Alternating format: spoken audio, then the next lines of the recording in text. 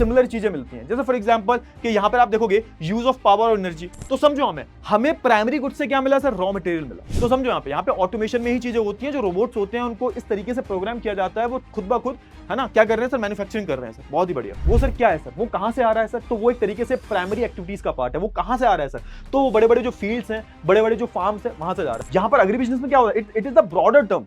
Hello everyone, this is Amit Pandey, welcome to our platform humanities वाला। कैसे हैं आप लोग? तो भाई स्वागत है आप सभी का फिर से हमारे इस प्यारे से प्लेटफॉर्म पे। तो सर आज आप क्या करवाने वाले हो, तो भाई हमने बहुत सारे जो चैप्टर्स हैं वो कर लिए हैं। बेसिकली हमने पार्ट 1 शुरू किया था, इसमें हम एनसीईआरटी लाइन बाय लाइन जो है कर रहे थे, और बहुत सारे जो चैप्टर्स हैं ऑलरेडी हमने कंप्लीट कर लिए हैं, ठीक है ना। Today's we are going to talk about secondary activities. Last class की मैं बात करूं तो लास्ट क्लास में मैंने एक चैप्टर पढ़ाया था आपको प्राइमरी एक्टिविटीज के बारे में। सो बेसिकली हमारी जो यूनिट है वो चल रही थी ह्यूमन एक्टिविटीज, और ह्यूमन एक्टिविटीज में जितनी भी हमारी इकोनॉमिक एक्टिविटीज हैं जो हमारी इकोनॉमी में परफॉर्म की जाती हैं उनके बारे में हम बात कर रहे थे, और हमने प्राइमरी एक्टिविटीज के बारे में ऑलरेडी बात कर ली है। Today's we are going to talk about secondary activity. तो आज हम किसके बारे में बात करेंगे भाई, तो आज हम सेकेंडरी एक्टिविटी के बारे में बात करेंगे। क्लियर हुआ ना? अच्छा, तो यार क्लास को आगे बढ़ाने से पहले मैं आपसे बोलना चाहूंगा, अगर आपको इस क्लास का पीडीएफ चाहिए, नोट्स डाउनलोड करने हैं, तो आपको डिस्क्रिप्शन में जो लिंक दे रखा है उस पर क्लिक करना है। वहां से आप सीधा हमारे ऐप पर पहुंचेंगे, ऐप पर जाकर आप नोट्स को डाउनलोड, पीडीएफ नोट्स को डाउनलोड कर सकते हो। क्लियर हुआ ना? है ना? ठीक है, चलो ठीक है, बहुत ही बढ़िया। चलो तो लेट्स स्टार्ट दिस चैप्टर। भाई बहुत ही प्यारा चैप्टर है, और फिर से मैं बोलूंगा कि यार देखो तुम्हारे बेसिक्स ऑलरेडी क्लियर हैं, बचपन से पढ़ते आ रहे हो क्लास 9 क्लास 10 से कि सेकेंडरी एक्टिविटी क्या होता है, प्राइमरी एक्टिविटी क्या होता है, टर्शियरी एक्टिविटी क्या होता है, उसको बस थोड़ा सा हम डिटेल में पढ़ने वाले हैं। सो आज हम बात करेंगे सेकेंडरी एक्टिविटीज के बारे में, और जिसमें हम जानेंगे कि हमारे देश में जो मैन्युफैक्चरिंग चलती है, जो आज आप जिन जिन गुड्स एंड सर्विसेज के फायदे उठाते हो, सर्विसेज की तो खैर बात नहीं कर रहे हैं हम गुड्स की बात कर रहे हैं। और हम कैसे गुड्स की बात कर रहे हैं सर, तो हम मैन्युफैक्चरर गुड्स की बात कर रहे हैं। जो मैन्युफैक्चर्ड गुड्स हैं उनकी हम बात कर रहे हैं, है ना। Let's take an example. ये मैंने क्या पहन रखा है, टी शर्ट पहन रखी है, आपने भी कुछ ना कुछ कपड़े पहन रखे होंगे सर। अब वो जो कपड़े बने हुए हैं किसके बने हुए हैं, कॉटन के बने हुए हैं, ठीक है ना। अब कॉटन तो हमारा कहां से, कॉटन जो है, कपास जो है, वो it's a part of primary activities. Cotton का कल्टीवेशन जो है प्राइमरी एक्टिविटी का पार्ट है।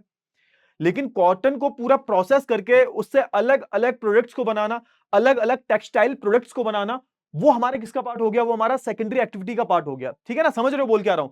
तो इसमें थोड़ी सी मैन्युफैक्चरिंग होती है, जिसमें हम गुड्स को बेटर पोजीशन में ले आते हैं, या फिर आप बोल सकते हो गुड्स को हम ट्रांसफॉर्म कर देते हैं, और हम उसको और अच्छे से इस्तेमाल कर पा रहे हैं, और अच्छे के और एक तरीके से बेहतर तरीके से इस्तेमाल कर पा रहे हैं। जैसे फॉर एग्जांपल शुगर केन जो है, उससे हमने क्या बना दिया, शुगर बना दी, चीनी बना दी गन्ने से, तो वो भी एक तरीके से प्रोसेस वाला पार्ट हो गया, मैन्युफैक्चरिंग वाला पार्ट हो गया। अदरवाइज ऐसा थोड़ा ना कि हम चाय बनाते टाइम है ना गन्ने का रस डाल रहे हैं उसमें, ऐसा नहीं, गन्ने का जूस तो नहीं डाल सकते ना। गन्ने को प्रोसेस करके, गन्ने के जूस को प्रोसेस करके क्या बनाया जाता है, जैगरी बनाई जाती है, गुड़ बनाया जाता है। तो ये सारी चीजें हम पढ़ेंगे, ठीक है ना। और इसका थोड़ा सा ब्रॉडर जो कॉन्सेप्ट है वो हम समझने की कोशिश करेंगे, ठीक है। बहुत ही बढ़िया, बहुत ही बेहतरीन। एक मिनट रुक जाओ बस, बहुत ही बेहतरीन। चलो ठीक है, आगे हम बढ़ते हैं। तो सबसे पहले हम बात कर लेते हैं इंट्रोडक्टरी पार्ट में, और हाँ धीरे धीरे पढ़ेंगे, ज्यादा जल्दबाजी की कोई भी जरूरत नहीं है, ठीक है ना। ये एक जो ये जो तुम्हें सामने साइड से एक इमेज दिख रही है, शायद आपने खट्टा मीठा मूवी देखी होगी, और खट्टा मीठा मूवी में का एक सीन है, ये भाई हमारे जॉनी लीवर भाई साहब जो हैं, और ये जो पूरा जो सीन है इसका, ये जो रोलर होता है खराब हो जाता है, फिर पूरा जो है इसको खोलते हैं, वो वाला सीन मेरे को याद आ गया। और एक तरीके से यहीं से हमारे चैप्टर की जो स्टार्टिंग होती है, आप थोड़ा सा हम देखेंगे, तो थोड़ा सा हम बात कर लेते हैं हमारा सेकेंडरी एक्टिविटीज के बारे में। अब सेकेंडरी एक्टिविटीज क्या है सर, तो समझो सेकेंडरी एक्टिविटीज जो है वो सीधा सीधा हमारी किससे कनेक्टेड है सर, तो वो सीधा सीधा प्राइमरी एक्टिविटी से ही कनेक्टेड है। बिकॉज प्राइमरी एक्टिविटी क्या है भाई, तो जो भी प्रोडक्शन हो रहा है उसका बेस क्या है सर, उसका बेस हमारा प्राइमरी एक्टिविटीज है। और जब हम बात करें जो हमारा सेकंड स्टेप है, ठीक है, वो क्या है सर, जो सेकंड स्टेप है वो हमारा सेकेंडरी एक्टिविटीज है, जिसमें क्या होता है, जिसमें हम जो भी हमारे नेचुरल रिसोर्सेज हैं, वो एक मिनट रुक जाओ, हाँ। तो जितने भी हमारे क्या है सर, तो जितने भी हमारे जो है नेचुरल रिसोर्सेज हैं, उसको हम क्या करते हैं, उसमें हम वैल्यू ऐड करते हैं, है ना। एक तरीके से उनको एक बेटर, एक वैल्यूएबल प्रोडक्ट में हम जो है उनको कन्वर्ट कर देते हैं, ट्रांसफॉर्म कर देते हैं। तो समझो हमें प्राइमरी गुड से क्या मिला सर, रॉ मटेरियल मिला।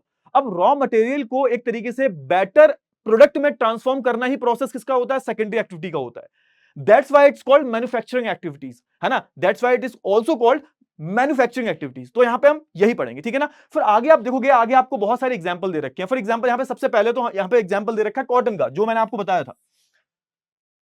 अब कॉटन बॉल जो होती है उसको तो हम डायरेक्टली एक्सट्रैक्ट कर लेते हैं सर, जब हम उसका कल्टीवेशन करते हैं, प्रोडक्शन करते हैं, लेकिन उसके बाद वो उसका बहुत लिमिटेड यूज है।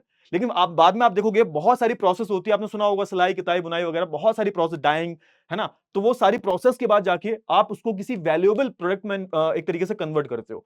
तो समझो एक कॉटन बॉल का बहुत ही लिमिटेड यूज है, लेकिन आप उसको जब ट्रांसफॉर्म कर देते हो, है ना, अलग अलग यार्न्स में धागे वगैरह जो थ्रेड्स वगैरह होते हैं उनमें कन्वर्ट कर देते हो, तो ये ज्यादा वैल्यूएबल हो जाता है। क्लियर हुआ ना? इससे क्या होता है, इससे हम आप जो है अलग अलग टाइप के जो कपड़े होते हैं, क्लोथ्स होते हैं, वो आप बना पाते हो।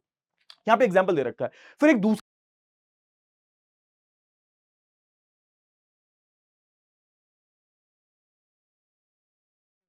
Are the part of primary activities. But समझो, अब जब इस आयरन ओर को हमने एक्सट्रैक्ट कर लिया, तो हम डायरेक्टली, आप देखोगे डायरेक्टली इसके बहुत लिमिटेड यूज है। उसके बाद क्या होता है, इसके बाद आप जो है इसको एक तरीके से बहुत सारी चीजों को मिक्स करके, है ना, आप उसको एक तरीके से स्टील में कन्वर्ट कर देते हो, अलग अलग चीजों में कन्वर्ट कर देते हो उसको, और ज्यादा उसको वैल्यू, उसकी और ज्यादा वैल्यू जो है बढ़ा देते हो। तो कहीं ना कहीं आपके घर में जो स्टील के बर्तन यूज होते हैं, जो भी यूटेंसिल्स वगैरह यूज होते हैं स्टील के, वो कैसे बनते हैं सर? तो वो हमारे आयरन ओर से ही बनते हैं।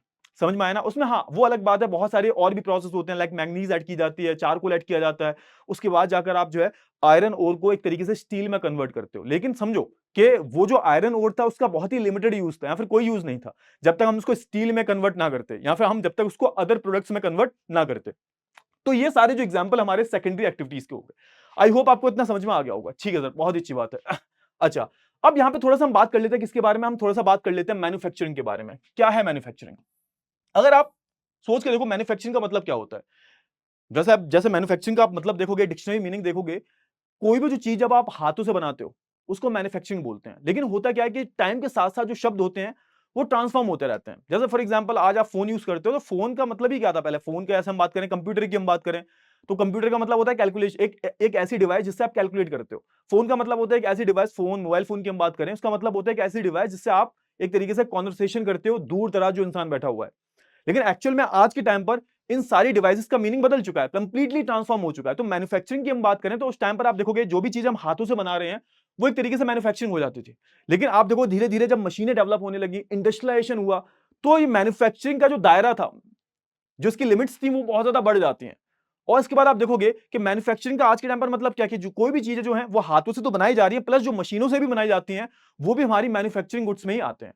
क्लियर हुआ ना? मैन्युफैक्चर्ड गुड्स में ही आते हैं। क्लियर हुआ ना? हाँ है ना? तो आप देखोगे मैन्युफैक्चरिंग एक्टिविटीज की बहुत ज्यादा वैरायटीज आपको देखनी पड़ती हैं। सबसे पहले हम बात करें, सबसे पहले हम ट्रेडिशनल और हैंडीक्राफ्ट बेस्ड वर्क की बात कर लेते हैं। तो it's a part of manufacturing, क्योंकि यहां पर क्या हो रहा है, यहां पर जो पुराने तौर तरीके हैं, यहां पर जो हाथों से जो चीजें हैं वो ट्रांसफॉर्म की जा रही हैं। यानी कि आप यहां पे क्या कर रहे हो, पहले अगर हम बात करें, अगर हम हाँ, इंडस्ट्रियलाइजेशन से तो पहले की बात करें, तो उस टाइम क्या था सर? उस टाइम भी टेक्सटाइल मार्केट था या नहीं था? अभी भी है, उस टाइम भी था, उससे पहले भी था। उस टाइम जो आयरन ओर मार्केट था या नहीं था? आयरन आयरन स्टील का मार्केट था, बिल्कुल था सर, है ना? आप देखोगे उस टाइम पर इस्तेमाल की जाती थी सर। लेकिन समझो यहाँ पे किसकी बात की जा रही है? यहाँ पर बात की जा रही है कि देखो, एक तो हम ट्रेडिशनल तरीके से इस्तेमाल कर रहे हैं, ट्रेडिशनल तरीके से मैन्युफैक्चरिंग कर रहे हैं, और आज के टाइम की हम बात करें तो आज के टाइम पर हम क्या इस्तेमाल करते हैं? मॉडर्न इंडस्ट्रीज प्रोसेस का इस्तेमाल करते हैं। आज आप देखोगे कोई भी हम प्रोडक्ट बनाते हैं, कोई भी चीज बना रहे हैं, XYZ कुछ भी बना रहे हैं, तो इसमें हम बहुत सारी मशीन्स का, टेक्नोलॉजी का जो इस्तेमाल करते हैं। क्लियर हुआ ना? क्लियर हुआ? हाँ है ना? फटाफट से बता दो जल्दी से। इतनी चीजें क्लियर हुई आपको? ठीक है, वेरी गुड, वेरी गुड, बहुत ही बेहतरीन, बहुत ही बेहतरीन। फोन साइलेंट पे लगा दिया, ठीक है सर, है ना? तो आप देखोगे, जैसे मैं हैंडीक्राफ्ट की बात करूं तो उसमें आप देखोगे पोट्रीज आ जाती हैं, वीविंग, है ना, बुनने का काम आ जाता है, बहुत सारी चीजें आ जाती हैं। वही मैं बात करूं मॉडर्न इंडस्ट्रियल प्रोसेस की, है ना, आयरन स्टील की बात करूं मैं, बात करूं मैं, जो पेट्रोकेमिकल्स होते हैं ना, उससे हम क्या बनाते हैं? प्लास्टिक्स बनाते हैं, फाइबर के प्रोडक्ट्स बनाते हैं पेट्रोकेमिकल से, जो भी हमारा क्रूड ऑयल होता है उससे हम अलग अलग चीजें बनाते हैं। फिर आप देखोगे, है ना, जो भी असेंबलिंग का जो प्रोसेस होता है, असेंबलिंग कंप्यूटर्स, अलग अलग जो पार्ट्स होते हैं उसको असेंबल करते हैं हम, है ना। स्पेस क्राफ्ट की हम बात करें तो जो भी चीजें हैं आज देखोगे ये किसका पार्ट बन चुके हैं? ये मॉडर्न इंडस्ट्रीज का पार्ट बन चुकी हैं। आप देखोगे इनका विकास कब से शुरू हुआ है, हम इनको मॉडर्न इंडस्ट्रियल प्रोसेस में क्यों क्यों उनको डाल रहे हैं? क्योंकि देखो ये वाला जो पार्ट है ना, ये बहुत पहले से हो रहा है, ट्रेडिशनली हो रहा है। लेकिन ये कब से होना शुरू हुआ है सर? जब से इंडस्ट्रियलाइजेशन हुआ था। इंडस्ट्रियलाइजेशन बाद आप देखोगे ये जो इंडस्ट्री है हमारी, मॉडर्न इंडस्ट्री, इसका आपको बूम देखने को मिलेगा आफ्टर द इंडस्ट्रियलाइजेशन। सो आप बोल सकते हो 19th सेंचुरी के बाद से, है ना, 18th, मिड ऑफ 18th, और है ना 19th सेंचुरी के इनिशियली आप देखोगे वहां से आपको इंडस्ट्रियलाइजेशन का प्रोसेस स्टार्ट होता हुआ दिख जाएगा। बहुत ही बढ़िया, बहुत ही बेहतरीन। आगे हम बात कर लेते हैं किसके बारे में? कुछ हम कॉमन फीचर्स के बारे में बात कर लेते हैं। मतलब कॉमन फीचर्स की मैं बात कर रहा हूं तो इसका मतलब क्या है? इसका मतलब यह है कि मैं एक्चुअली ट्रेडिशनल मैन्युफैक्चरिंग की भी बात कर रहा हूं मैं, और मॉडर्न इंडस्ट्रीज प्रोसेस के बारे में भी मैं बात कर रहा हूं, दोनों के बारे में मैं बात कर रहा हूं। ठीक है ना। सबसे पहले हम बात कर लेते हैं कि बहुत सारी अलग अलग इनमें एक तरीके से आप देखोगे ना मैन्युफैक्चरिंग जो प्रोसेस है इसमें बहुत सारी वैरायटीज वगैरह आपको मिलती हैं, और बहुत सारी वैरायटीज होने के बाद भी कुछ आपको जो है क्या मिलता है, कुछ आपको सिमिलर चीजें मिलती हैं। जैसे फॉर एग्जाम्पल कि यहां पर आप देखोगे यूज ऑफ पावर और एनर्जी, आप देखोगे चाहे मैं ट्रेडिशनल की बात करूं, मैं जितनी भी मैन्युफैक्चरिंग प्रोसेस है जितनी भी, उसमें आप देखोगे कि पावर का आज के टाइम पर इस्तेमाल किया ही किया जाता है। पावर का मतलब है बिजली का इस्तेमाल किया जा रहा है, इलेक्ट्रिसिटी का इस्तेमाल किया जा रहा है, फ्यूल का इस्तेमाल किया जा रहा है। और फ्यूल की मैं बात करूं तो फ्यूल का मतलब ये नहीं है कि सिर्फ तुम लकड़ी जो होती है वो भी एक तरीके से फ्यूल की तरह ही इस्तेमाल की जाती है। लकड़ी जो होती है, लकड़ी का जो इस्तेमाल करते हो आप, वो भी एक तरीके का फ्यूल ही है ना। ट्रेडिशनल पहले और पुराने जमानों की हम बात करें तो जितने भी वेपन्स वगैरह बनाए जाते थे, उनको जब पकाया जाता था तो आप देखोगे ना वो भट्टी जो हुआ करती थी, भट्टी में कोल जो होता था या फिर लकड़ी जो होती थी उसको पका कर ही एक तरीके से गर्म किया जाता था। आज के टाइम पर तो खैर हम अलग अलग चीजों का इस्तेमाल करते हैं, आज के टाइम पर तो हम पावर का इस्तेमाल करते हैं, लेकिन उस टाइम पर आप देखोगे लकड़ी का, कोल का, इन सब का इस्तेमाल किया जाता था। कोल का तो आज भी इस्तेमाल होता है। दूसरा चीज है भाई मास प्रोडक्शन। आप देखोगे कि अगर यहां पे मैं जितनी भी मैन्युफैक्चरिंग की बात करूं तो आपको एक चीज देखने को मिलेगी कि वो क्या बनाते हैं सर, वो एक तरीके से है ना आइडेंटिकल कॉपीज बनाते हैं किसी भी एक प्रोडक्ट की। जैसे आप इस्तेमाल करते हो भाई, आपके यहाँ पे कॉलगेट इस्तेमाल होता होगा, हाँ जो टूथपेस्ट इस्तेमाल करते हो मे बी कॉलगेट इस्तेमाल होता होगा, किसी दूसरे ब्रांड का कॉलगेट इस्तेमाल करते हो गया। तो जहां पर इस कॉलगेट को बनाया जा रहा है ऐसा तो है नहीं सिर्फ और सिर्फ वो स्पेसिफिकली वो सिर्फ आपके लिए, स्पेशली आपके लिए बना रहे हैं, वो स्पेशली आपके लिए तो बना नहीं रहे ना वो। आप जो कोलगेट को इस्तेमाल कर रहे हो तो शायद कोलगेट हर हर घर में इस्तेमाल होता है, ऑलमोस्ट हर घर में इस्तेमाल होता है। तो जो कंपनी इसको बना रही है वो एक एक्चुअली कर क्या रही है, वो सिमिलर प्रोडक्ट्स की जो कॉपी, एक जो प्रोडक्ट है उसकी कॉपीज को बना रही है, उसकी कॉपीज को मैन्युफैक्चर कर रही है, और एक तरीके से वो मास प्रोडक्शन हो रहा है। हजारों लाखों में उसकी डिमांड है और हजारों लाखों में जो है उसका प्रोडक्शन किया जा रहा है। फिर इसमें आपको स्पेशलाइज्ड लेबर देखने को मिलती है, जिस लेबर को जिस चीज में स्किल है, किसी भी लेबर को स्पेसिफिक जो टास्क दिया जाता है उसको वो करना आ जाता है, उसमें उसकी स्पेशलिटी बन जाती है, और एक तरीके से वो टास्क को वो बार बार रिपीटेडली करता रहता है। जैसे आप देखोगे ना बड़ी बड़ी जो कंपनीज होती हैं वहां पे आप देखते होगे जो भी वर्कर जो भी काम कर रहा है मैन्युफैक्चरिंग में, तो डेली ऐसा नहीं अलग अलग टास्क को परफॉर्म कर रहा है, वो एक चीज को डेली करता है।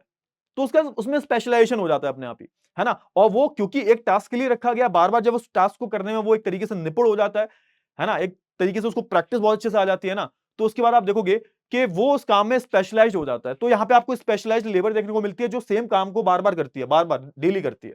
क्लियर हुआ ना, है ना। और फिर आपको ये सारा काम कहां होते हुए दिखाई देता है, क्योंकि देखो ये जो फैक्ट्री वाला जो कॉन्सेप्ट है ये भी आपका कहीं ना कहीं इंडस्ट्रियलाइजेशन के बाद ही आया है, क्योंकि इंडस्ट्रियलाइजेशन से पहले जो पीरियड था उसको हम प्रोटो इंडस्ट्रियलाइजेशन बोलते हैं। अगर आपने क्लास 10th का चैप्टर पढ़ा होगा, the age of industrialisation, history का चैप्टर था वो, तो आपने देखा होगा कि इंडस्ट्रियलाइजेशन के पहले का जो फेज था उसको हम प्रोटो इंडस्ट्रियलाइजेशन बोलते थे।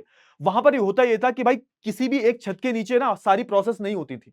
एक्चुअली फैक्ट्री का कॉन्सेप्ट ही वहीं से आया है कि आप एक छत के नीचे हर एक प्रोसेस को कर रहे हो, एक्स वाई जेड सब कुछ किसके अंडर में हो रहा है, एक छत के नीचे हो रहा है।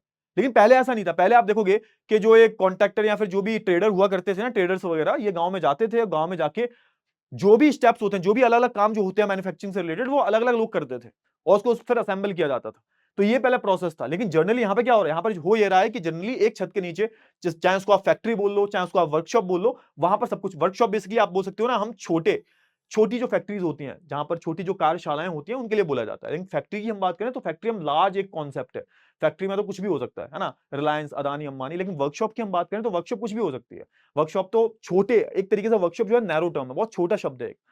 तो छोटी मोटी जो वर्कशॉप आपको हर जगह देखने को मिल जाएंगी छोटे छोटे शहरों में। ठीक है, क्लियर हुआ ना, चलिए है ना। और आपको सेम टाइप के जो प्रोडक्ट्स हैं, स्टैंडर्डाइज्ड जो प्रोडक्ट्स हैं आपको देखने को मिलेंगे। तो ये हमारे मैन्युफैक्चरिंग जो है ना, मैन्युफैक्चरिंग की हम बात करें तो आपको मैन्युफैक्चरिंग में ये सारी जो चीजें हैं वो कॉमन मिलती हैं, सारी की सारी जो चीजें हैं वो कॉमन होती है। मास प्रोडक्शन होता है, पावर का इस्तेमाल होता है, इस पे देखो कोई भी चीज कोई भी हो चाहे, लेकिन आपको ये सारी जो चीजें हैं आपको क्या मिलेंगी, कॉमन देखने को मिलेंगी। स्पेशलाइज्ड लेबर का इस्तेमाल किया जाता है, एक तरीके से ये लोग क्या करते हैं, स्टैंडर्डाइज्ड प्रोडक्ट्स को जो है ना मार्केट में बेचते हैं। क्लियर हुआ, चलिए बहुत ही बढ़िया, बहुत ही बेहतरीन। चलिए आगे हम बात करें, चलिए अब यहां पे बात की जा रही है मॉडर्न वर्सेस प्रिमिटिव मैन्युफैक्चरिंग। अब इन दोनों को थोड़ा सा हम कंपेयर करिए। आपके एनसीईआरटी में डायरेक्टली नहीं दे रखा, मैंने थोड़ा सा सिंपल करके लाया हूं मैं इसको, है ना, ठीक है। तो आपके एनसीईआरटी में दे रखा है, बट इतना ज्यादा सिंपल वे में नहीं दे रखा, थोड़ा सा कंफ्यूजिंग दे रखा है, तो मैं थोड़ा सा सिंपल कर दिया इसको। अब यहाँ पे बोला जा रहा है मॉडर्न वर्सेस प्रिमिटिव मैन्युफैक्चरिंग, यानी कि आज की मॉडर्न मैन्युफैक्चरिंग की हम बात कर रहे हैं और हम प्रिमिटिव मैन्युफैक्चरिंग की बात कर रहे हैं। आप जैसे डेवलप्ड कंट्रीज की बात करोगे तो वहां पर आप देखोगे वहां पर मैक्सिमम आपको modern day large scale industries देखने को मिलेंगी। यहां पर आप देखोगे हाईली मैकेनाइज्ड होती हैं, यानी कि आप देखोगे मैक्सिमम जो काम मशीनों से हो रहा है, टेक्नोलॉजी के थ्रू हो रहा है, और ये लोग मॉडर्न टेक्नोलॉजी का जो इस्तेमाल करते हैं, और मैक्सिमम जो काम है वो ऑटोमेशन पे होता है। ऑटोमेशन का मतलब होता है सिंपल सा कि वहां पे बहुत सारी मशीनें हैं, रोबोट्स बोल लो, और उनको ऑटोमेशन पे लगा दिया जाता है, और उनको पता है, उन मशीनों को पता है, उन मशीनों की जो प्रोग्रामिंग है वो कुछ इस टाइप की है कि वो अपने आप काम करते रहते हैं। इंसानों की जरूरत बहुत कम पड़ती है। मान के चलो कहीं अगर मशीन नहीं है तो 100 लोगों की जरूरत पड़ेगी, कहीं अगर वही मशीन आ जाए तो शायद वो 100 लोगों का काम 5 लोग में ही हो जाएगा। बाकी जो 5 लोग हैं वो सिर्फ मशीन की निगरानी रखेंगे, मशीन ठीक से काम कर रही है या नहीं कर रही। तो समझो यहाँ पे ऑटोमेशन में ही चीजें होती हैं, जो रोबोट्स होते हैं उनको इस तरीके से प्रोग्राम किया जाता है, वो खुद ब खुद, है ना, क्या कर रहे हैं सर, मैन्युफैक्चरिंग कर रहे हैं सर, बहुत ही बढ़िया। अच्छा, अच्छा, अगर मैं बात करूं जो थर्ड वर्ल्ड कंट्रीज, अच्छा थर्ड वर्ल्ड कंट्रीज किसको बोलते हैं? बेसिकली थर्ड वर्ल्ड कंट्रीज वो कंट्रीज होती हैं जो थोड़े सा डेवलपिंग फेज में है ना, जो डेवलपिंग फेज में, जो बहुत ज्यादा डेवलप्ड नहीं है। जैसे हम इंडिया की बात करें, India is a perfect example of third world country. इनकी हम बात करें तो यहाँ पर क्या होता है, यहाँ पर आप देखोगे कि अभी भी यहाँ पर, क्योंकि पॉपुलेशन बहुत ज्यादा है, तो यहाँ पर अभी भी क्या होता है, चीप लेबर मिल जाती है, क्योंकि पॉपुलेशन बहुत ज्यादा है, अनएम्प्लॉयमेंट बहुत ज्यादा है, तो यहाँ पे आपको चीप लेबर मिल जाएगी। तो यहाँ पे काम जो होते हैं मैक्सिमम तो एक तरीके से मैनुअली होते हैं, है ना, या फिर आप बोल सकते हो सेमी मैनुअल होते हैं, कुछ काम मशीन कर रही है, कुछ काम जो है इंसान कर रहे हैं, ठीक है ना। यहाँ पे आप देखोगे सिंपल टूल्स का इस्तेमाल किया जाता है, और बेसिक जो मेथड्स होते हैं उनका इस्तेमाल किया जाता है, यानी कि ट्रेडिशनली ये इस्तेमाल कर रहे हैं, ये एक तरीके से प्रिमिटिव मेथड्स को ज्यादा यूज करते हैं। क्लियर हुआ ना? चलिए क्लियर हुआ, हाँ है ना, फटाफट से बताओ जल्दी से, इतनी चीजें क्लियर हुई? आई होप आपको इतनी चीजें क्लियर हो गई होंगी, है ना। तो और यहाँ पे याद रखना कि कोई हाईटेक गुड्स को यहाँ पे प्रोड्यूस नहीं कर रहा है, ये जो बेसिक जो प्रोडक्ट्स होते हैं इन पर जो है फोकस करते हैं ज्यादा। तो it's more about the basic production, है ना, बेसिक प्रोडक्शन पे फोकस करते हैं रादर देन, है ना, हाईटेक गुड्स। यहाँ पे कोई हाईटेक गुड्स को प्रोडक्शन नहीं हो रहा, फोकस किस पे है? जो बेसिक गुड्स होते हैं, जो बेसिक मैन्युफैक्चरिंग होती है, जो ट्रेडिशनल मैन्युफैक्चरिंग है, उस पर ये ज्यादा फोकस कर रहे हैं। तो ये सारी जो चीजें आपको आई होप क्लियर हो गई होंगी, बहुत ही बढ़िया। अब थोड़ा सा हम बात कर लेते, देखो ये तो हमने बात कर ली थोड़ा सा, ये A versus be kind of, है ना, कि मॉडर्न वर्सेस प्रिमिटिव मैन्युफैक्चरिंग। अब हम बात करेंगे यहाँ पे किसके बारे में? अब हम बात करेंगे classification of modern large scale manufacturing.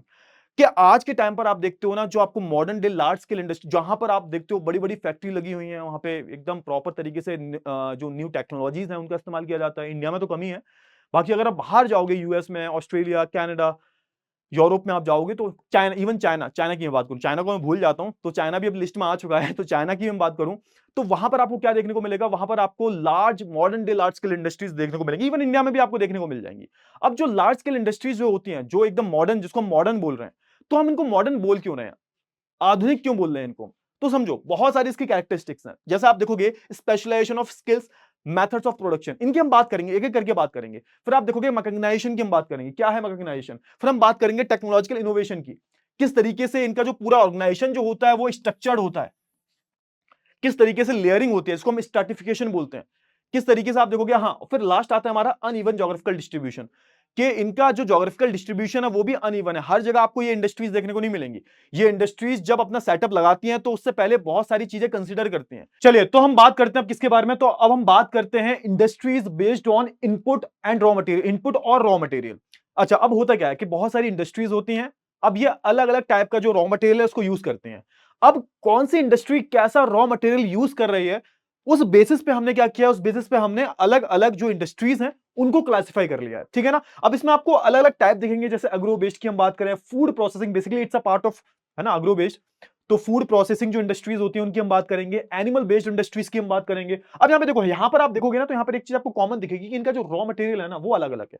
कैसा रॉ मटेरियल यूज कर रहे हैं वो डिपेंड करता है यहाँ पर कि भाई किस तरीके से आप कौन सा रॉ मटेरियल यूज कर रहे हो।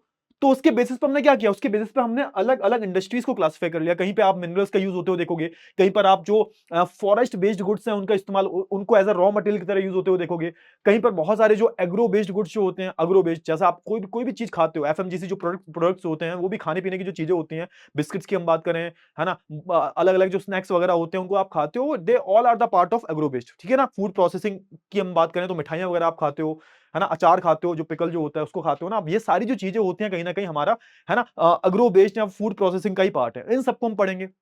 फिर आप देखोगे बहुत सारी जो चीजें होती हैं हमें फॉरेस्ट से मिलती हैं, बहुत सारी जो चीजें होती हैं जो हम केमिकल के थ्रू बनाते हैं, जैसे जितनी भी प्लास्टिक है, आपके घर में जो फाइबर के जो यूटेंसिल्स वगैरह यूज होते हैं, फाइबर के जो भी प्रोडक्ट्स वगैरह यूज होते हैं, जैसे मैं जितनी भी फार्मास्यूटिकल इंडस्ट्रीज हैं वहां पर आप देखोगे बहुत सारे जो केमिकल्स वगैरह जो होते हैं। आपके नमक की हम बात करें, नमक भी एक तरीके से क्या है, नमक में भी आप देखोगे अलग अलग केमिकल्स वगैरह का इस्तेमाल किया जाता है। अब इन सब के बेसिस पे हम देख रहे हैं कि आप देखोगे कि अलग अलग रॉ मटेरियल यूज किए जा रहे हैं अलग अलग इंडस्ट्रीज में, तो हमने उसके बेसिस पे अलग अलग क्लासिफाई कर रखा है, ठीक है ना, क्लियर हुआ। चलिए, तो सबसे पहले हम बात करते हैं किसके बारे में, सबसे पहले हम अग्रो बेस्ड इंडस्ट्री की बात करते हैं। अग्रो बेस्ड इंडस्ट्री का मतलब क्या होता है कि यहां पर हम जिस रॉ मटेरियल का इस्तेमाल कर रहे हैं, एक minute, let me change the pen, ठीक है, ओके, ठीक है, डन है। हाँ, तो जिस हम रॉ मटेरियल का इस्तेमाल कर रहे हैं, जिस हम रॉ मटेरियल का इस्तेमाल कर रहे हैं, वो सर क्या है सर, वो कहां से आ रहा है सर, तो वो एक तरीके से प्राइमरी एक्टिविटीज का पार्ट है। वो कहां से आ रहा है सर, तो वो बड़े बड़े जो फील्ड्स हैं, बड़े बड़े जो फार्म्स हैं, वहां से जा रहा है। आपने देखा होगा बहुत सारे जो किसान होते हैं, बहुत सारे जो फार्मर्स होते हैं, वो बहुत सारी जो चीजें होती हैं, लाइक मैं बात करूं है ना, वीट की बात करूं, राइस की बात करूं, रबर, कॉटन, बहुत सारे जो फ्रूट्स होते हैं, वेजिटेबल, क्योंकि बहुत सारे जो फ्रूट्स होते हैं उनसे भी कई सारे जो प्रोडक्ट्स होते हैं वो बनाए जाते हैं। आपने सोच के देखो, आप बोलते हो ना ये रियल का जूस है ना, माजा वगैरह जो होता है, मैंगो जूस जो होता है, आजकल बहुत सारे पैक्ड प्रोडक्ट जो आते हैं, उनमें वो क्लेम करते हैं कि 70% जो अच्छे क्वालिटी के होते हैं उनमें क्लेम करते हैं कि 70% जो है रियल फ्रूट जूस है। या कोई भी एक्सवाइजेड कोई भी एक चीज की मैं बात करूं, चॉकलेट आप जो खाते हो, तो चॉकलेट भी किससे बनती है सर, ककोआ से बनती है सर, तो उसका भी क्या होता है, उसकी भी हम फार्मिंग करते हैं। तो ये सारी जो चीजें आप खाते हो, जितनी भी खाने वाली जो चीजें हैं, कहीं ना कहीं यहां से ही आ रही है। वो आप देखोगे कि बड़े बड़े जो फार्म्स होते हैं, इनमें क्या होता है, इनमें आप देखोगे एक तरीके से जो एग्रो प्रोसेसिंग जो इंडस्ट्रीज होती हैं, वो क्या करती हैं सर, वो इन फार्म से बहुत सारी जो चीजें होती हैं, जो भी चीजें होती हैं, लाइक मैं बात करूं है ना, जैसे आप देखोगे ककोआ की मैं बात कर लेता हूं, टी की, कॉफी की, इन सबको पहले प्रोसेस किया जाता है। जैसे मैं बोलूं कि टी की फैक्ट्री है, तो टी की फैक्ट्री क्या होगी सर, टी की फैक्ट्री जो है कॉफी की फैक्ट्री है, जहां पर कॉफी को रोस्ट किया जाता है और प्रॉपर तरीके से पैक वगैरह किया जाता है, उसको एक तरीके से फिनिश्ड गुड्स में कन्वर्ट किया जाता है। टी में क्या होता है, टी की तो पत्तियां होती है ना, अब टी में आप देखोगे, जैसे टी की हम बात करें, चाय की हम बात करें, चाय भी दो तरह की होती है, ग्रीन टी हो गई हमारी, ब्लैक टी हो गई। ब्लैक टी क्या होता है, जो नॉर्मली हम पीते हैं, वो काली जो पत्ती होती है ना, तो उसको प्रॉपर तरीके से फर्मेंट वगैरह किया जाता है। और हम ग्रीन टी की बात करें, वो नॉन फर्मेंटेड होती है। तो समझो यहाँ पे ये सारा जो प्रोसेस हो रहा है, तो वो किसका पार्ट है सर, वो सारा का सारा एग्रो बेस्ड इंडस्ट्री का पार्ट है। क्लियर हुआ ना, हाँ ना, फटाफट से बताओ। इतनी चीजें आई होप आपको जो है क्लियर हो गई होंगी। तो आप देखोगे कि यहाँ पे क्या हो रहा है सर, यहाँ पर एक तरीके से हमारा जो रॉ मटेरियल इन्वॉल्व है, वो कहां पर है सर, वो फील्ड में, फील्ड में हम उसको एक तरीके से प्रोड्यूस करते हैं, फार्म्स में होता है, और इसको हम फिनिश्ड गुड्स में कन्वर्ट करते हैं, है ना। और उसमें जो भी प्रोसेस वगैरह होता है, वो प्रोसेस कहां होता है सर, तो वो एग्रो प्रोसेसिंग इंडस्ट्रीज में किया जाता है, जहां पर आप देखोगे अलग अलग जो हमारे प्रोडक्ट्स होते हैं, और जो फूड का ही पार्ट है, जैसे कि हम बात करूं शुगर की, पिकल्स की हम बात करें, फ्रूट जूस की हम बात करें, जो भी बीवरेजेस हैं, यानी कि जो पीने वाली चीजें हैं, उनकी हम बात करें, मैं स्पाइसेस की बात करूं, तो जितना भी आपके घर में स्पाइसेस आता है, वो ऐसा नहीं होता, वो एक्चुअल में रियल नहीं होता। जैसे हम बात करें, जो आप हल्दी का यूज करते हो, टर्मरिक जो होता है ना, कोरिएंडर सीड्स की हम बात करें, ये सारी जो चीजें, जितनी भी स्पाइसेस जो हैं, वो एक एक्चुअली उन्हें बनाया जाता है। जितने भी मसाले जो आते हैं, आप सोच के देखो, गरम मसाले यूज करते हो, है ना, चिकन मसाला यूज करते हो आप, अलग अलग टाइप के जो मसाले हैं, स्पाइसेस हैं, वो यूज करते हो, वो कहीं ना कहीं बहुत सारे मसालों से मिलकर बने होते हैं। तो इनका कहीं ना कहीं प्रोसेस किया जा रहा है। उसके अलावा आप देखोगे जो हमारे फाइबर गुड्स हैं, जो हमारे फाइबर प्रोडक्ट्स हैं, लाइक हम कॉटन की बात करें, जूट की बात करें, सिल्क की बात करें, है ना, फिर ये सारे जो एग्जांपल दे रखे हैं, सारे के सारे किसके हैं सर, ये सारे के सारे आप देखोगे, ये सारे के सारे हमारे अग्रो बेस्ड इंडस्ट्री का पार्ट है। क्लियर हुआ, आई होप आपको इतनी जो चीजें वो बहुत अच्छे से क्लियर हो गई होगी। तो यहां पर हम एक तरीके से जो एग्रीकल्चर से रिलेटेड जो भी चीजें हैं, उनको हम क्या कर रहे हैं, उनको हम प्रोसेस कर रहे हैं, ठीक है ना। अब इसी का एक पार्ट है, इसी का एक सब पार्ट है, इसको हम बोलते हैं फूड प्रोसेसिंग। अच्छा देखो, फूड प्रोसेसिंग होती क्या है। अब देखो, मैक्सिमम जो हमारी खाने पीने की जो चीजें होती हैं, मैक्सिमम जो एक तरीके से खाने पीने की जो चीजें होती हैं, वो कैसी होती हैं सर, वो पेरिशेबल होती हैं, यानी यानी कि वो बहुत दिन तक सस्टेन नहीं कर सकती। वो एक दिन में, दो दिन में, तीन चार दिन में खराब हो जाती हैं। आपने देखा होगा ना, आप सबके घर में आजकल है ना, रेफ्रिजरेटर हर किसी के घर में होता है। तो आप देखते हो ना कि रेफ्रिजरेटर में भी आप कोई चीज रख देते हो, तो वो कितने दिन टिक पाती है भाई, एक दिन, दो दिन, उसके बाद वो रेफ्रिजरेटर में भी एक तरीके से खराब हो जाती है। रेफ्रिजरेटर में जो खराब होने का प्रोसेस होता है, वो स्लो हो जाता है। अब ऐसा नहीं है कि फ्रिज में कोई चीज रखी हुई है वो कभी खराब ही नहीं हो सकती, ऐसा नहीं होता, है ना, प्रोसेस धीरे हो जाता है। अब यहां पे वही बात हो रही है कि फूड प्रोसेसिंग में एक्चुअली हम करते क्या है सर। तो सबसे पहली चीज ये है कि फूड प्रोसेसिंग का जो मेन एम होता है, वो ये होता है कि हम कोई भी फूड जो है, उसकी हम शेल्फ लाइफ बढ़ा देते हैं। आपने देखा होगा, कोई भी चीज अगर आप खाने जाते हो, तो उसमें लिखा होता है कि आप कितने दिनों तक उसको इस्तेमाल कर सकते हो, उसकी एक्सपायरी डेट लिखी होती है, और इसकी मैन्युफैक्चरिंग डेट भी लिखी होती है। ये एक्चुअली मैंडेटरी होता है। ये आपको पूरा जो नॉर्म्स हैं, जो रूल्स रेगुलेशंस हैं, आपको फॉलो करने होते हैं। तो वहां पे पूरा मैंडेटरी होता है कि आपको वहां पे मैन्युफैक्चरिंग डेट और जो एक्सपायरी डेट है वो लिखनी होती है। उससे आपको आइडिया लग जाता है। तो आप देखोगे, जो खाने पीने की जो चीजें होती हैं, ये भी 3 से 4 महीने चल जाती हैं, आराम से चल जाती हैं, है ना, चल जाती है, नहीं चल जाती, हाँ। तो आप देखोगे कि इसकी हम शेल्फ लाइफ बढ़ाते कैसे हैं, तो वो होता है हमारा फूड प्रोसेसिंग, जिसमें आप देखोगे जो हमारे मेजर एग्रो बेस्ड प्रोडक्ट जो होते हैं, इनकी हम शेल्फ लाइफ बढ़ाते हैं। और शेल्फ लाइफ कैसे बढ़ाते हैं हम, तो आप देखोगे बहुत सारे प्रोसेस होते हैं। जैसे हम देखोगे, हम अलग अलग प्रोडक्ट्स को की कैनिंग कर देते हैं आप, कैन में बहुत सारी जो चीजें आती हैं, कैन में आपको मैगी वगैरह, नूडल्स वगैरह, है ना, जो बीवरेजेस जो हमारे जो प्रोडक्ट्स होते हैं वो भी मिलते हैं। कॉफी की मैं बात करूं, चाय की मैं बात करूं, वो जो लिप्टन टी, जो वो हमारी जो आइस टी जो होती है वो मिलती है हमें, है ना, कोको कोला वगैरह, जो कोल्ड ड्रिंक्स, सॉफ्ट ड्रिंक्स जो होती हैं वो आती हैं इसमें। फिर इसके बाद देखोगे, है ना, हम क्रीम वगैरह निकालते हैं, इसकी हम बात करें, है ना, जो फ्रूट्स की प्रोसेसिंग होती है, तो जो सो कॉल्ड तुम रियल जूस पीते हो, तो उसमें रियल जूस तो कम ही होता है, अनरियल ज्यादा होता है ना, तो वो उसकी हम बात करें। फिर आते हैं हमारा कन्वेंशनरी। अच्छा, कन्वेंशनरी क्या है? तो यहां पर ये सिंपल सा एक प्रोसेस होता है जिसमें हम मीठी चीजों को, जो स्वीट, जो मिठाइयां वगैरह जो होती हैं, उनको हम बनाते हैं। इसमें चॉकलेट्स वगैरह सब आ जाते हैं, जो भी मीठा सामान है, अलग अलग, जो तुम्हारा milk cake, kaju katli, pastry, है ना, ये सब जो होता है ना, ये सब, है ना, तो ये सारी जो चीजें होती हैं हमारी किसमें आती है? कन्फेक्शनरी आइटम, यानी कि जो भी मीठा सामान होता है उसको हम बनाते हैं। फिर आप देखोगे हम चीजों को बहुत ज्यादा ड्राई भी करते हैं। ड्राई करने का मतलब क्या होता है? ड्राई जब आप कर लेते हो तो उसकी शेल्फ लाइफ बढ़ जाती है। आपने देखा होगा जब आप पिकलिंग वगैरह करते हो, अचार वगैरह डालते हो, तो अचार डालने से पहले आम वगैरह जो होते हैं उनको सुखाया जाता है धूप में, उनको ड्राई किया जाता है, उसके बाद उनकी जो शेल्फ लाइफ होती है बढ़ जाती है। इसके अलावा आप देखोगे हम फर्मेंटिंग का भी प्रोसेस होता है। फर्मेंटिंग का जो प्रोसेस होता है इसमें क्या होता है? जैसे आप देखोगे जो हमारी चाय पत्ती होती है, बहुत सारी जो चीजें होती हैं उनको फर्मेंट किया जाता है। फर्मेंटिंग का भी मेन एम यही होता है कि हम उसकी शेल्फ लाइफ को बढ़ा रहे हैं। अब होता क्या कि भाई जो फर्मेंटिंग का प्रोसेस होता है उसमें बहुत सारी जो ईल्ड बैक्टीरिया वगैरह जो होते हैं, वो एक तरीके से जो शुगर होती है, जो स्टार्च होता है, उसको एक तरीके से किसमें कन्वर्ट कर देते हैं, उसको एक तरीके से आप देखोगे वो एक तरीके से उसको अल्कोहल में, या फिर जो अदर जो एसिड्स वगैरह जो होते हैं, सब्सटेंसेस जो होते हैं, उनमें कन्वर्ट कर देते हैं। इससे होता यह है कि किसी भी प्रोडक्ट की जो सेल्फ लाइफ जो होती है वो बढ़ जाती है। फर्मेंटिंग का सिंपल सा यहां पे मतलब ये है कि हम उसकी क्या बढ़ा रहे हैं सर? सेल्फ लाइफ को बढ़ा रहे हैं, है ना। एक तरीके से आप देखोगे जैसे जैसे आप देखते हो ना, जब आप अचार वगैरह डालते हो तो उसमें विनेगर वगैरह डाला जाता है ना, वो भी एक तरीके से फर्मेंटिंग का ही प्रोसेस होता है। तो पिकलिंग, फर्मेंटिंग, ड्राइंग, ये सब क्या हो रहा है सर? ये सब का सब यहां पर मेन एम यही है कि हम उस एग्रो प्रोडक्ट की एज को बढ़ा रहे हैं, शेल्फ लाइफ को बढ़ा रहे हैं सर, ताकि उसको लंबे समय तक हम जो है बेच पाए। क्लियर हुआ ना? तो ये हो गया इसका एग्रो बेस्ड इंडस्ट्री का पार्ट, ठीक है ना। फिर आता है हमारा अग्री बिजनेस। अच्छा देखो, याद रखना यहां पे इंडस्ट्री की बात नहीं हो रही है सर। जब मैं इंडस्ट्री की बात, अब यहां पे ना बच्चे बहुत कंफ्यूज होते हैं सर, कि सर एक बात बताओ, अग्रो बेस्ड इंडस्ट्री और अग्री बिजनेस, ये इन दोनों में डिफरेंस होता है? और सिमिलर, देखो डिफरेंस कब होता है, कभी भी दो चीजों में डिफरेंस कब होता है? जब दोनों में सिमिलरिटीज होती हैं। तो समझो यहां पे, अब ये तो हम सिर्फ प्रोडक्शन की बात कर रहे हैं कि भाई कोई भी रॉ मटेरियल को आप एक तरीके से फिनिश्ड गुड्स में कन्वर्ट कर रहे हो, खाने पीने वाली चीजें हैं, तो बस यहां पर ही है। मतलब मैन्युफैक्चरिंग वाला तक जो पार्ट है वो हमारे किस तक आएगा? वो हमारा आएगा एग्रो बेस्ड इंडस्ट्री में। बट अगर मैं बात करूं अग्री बिजनेस की, तो ये ब्रॉडर टर्म है। यहां पर अग्री बिजनेस में क्या होता है? It is the broader term.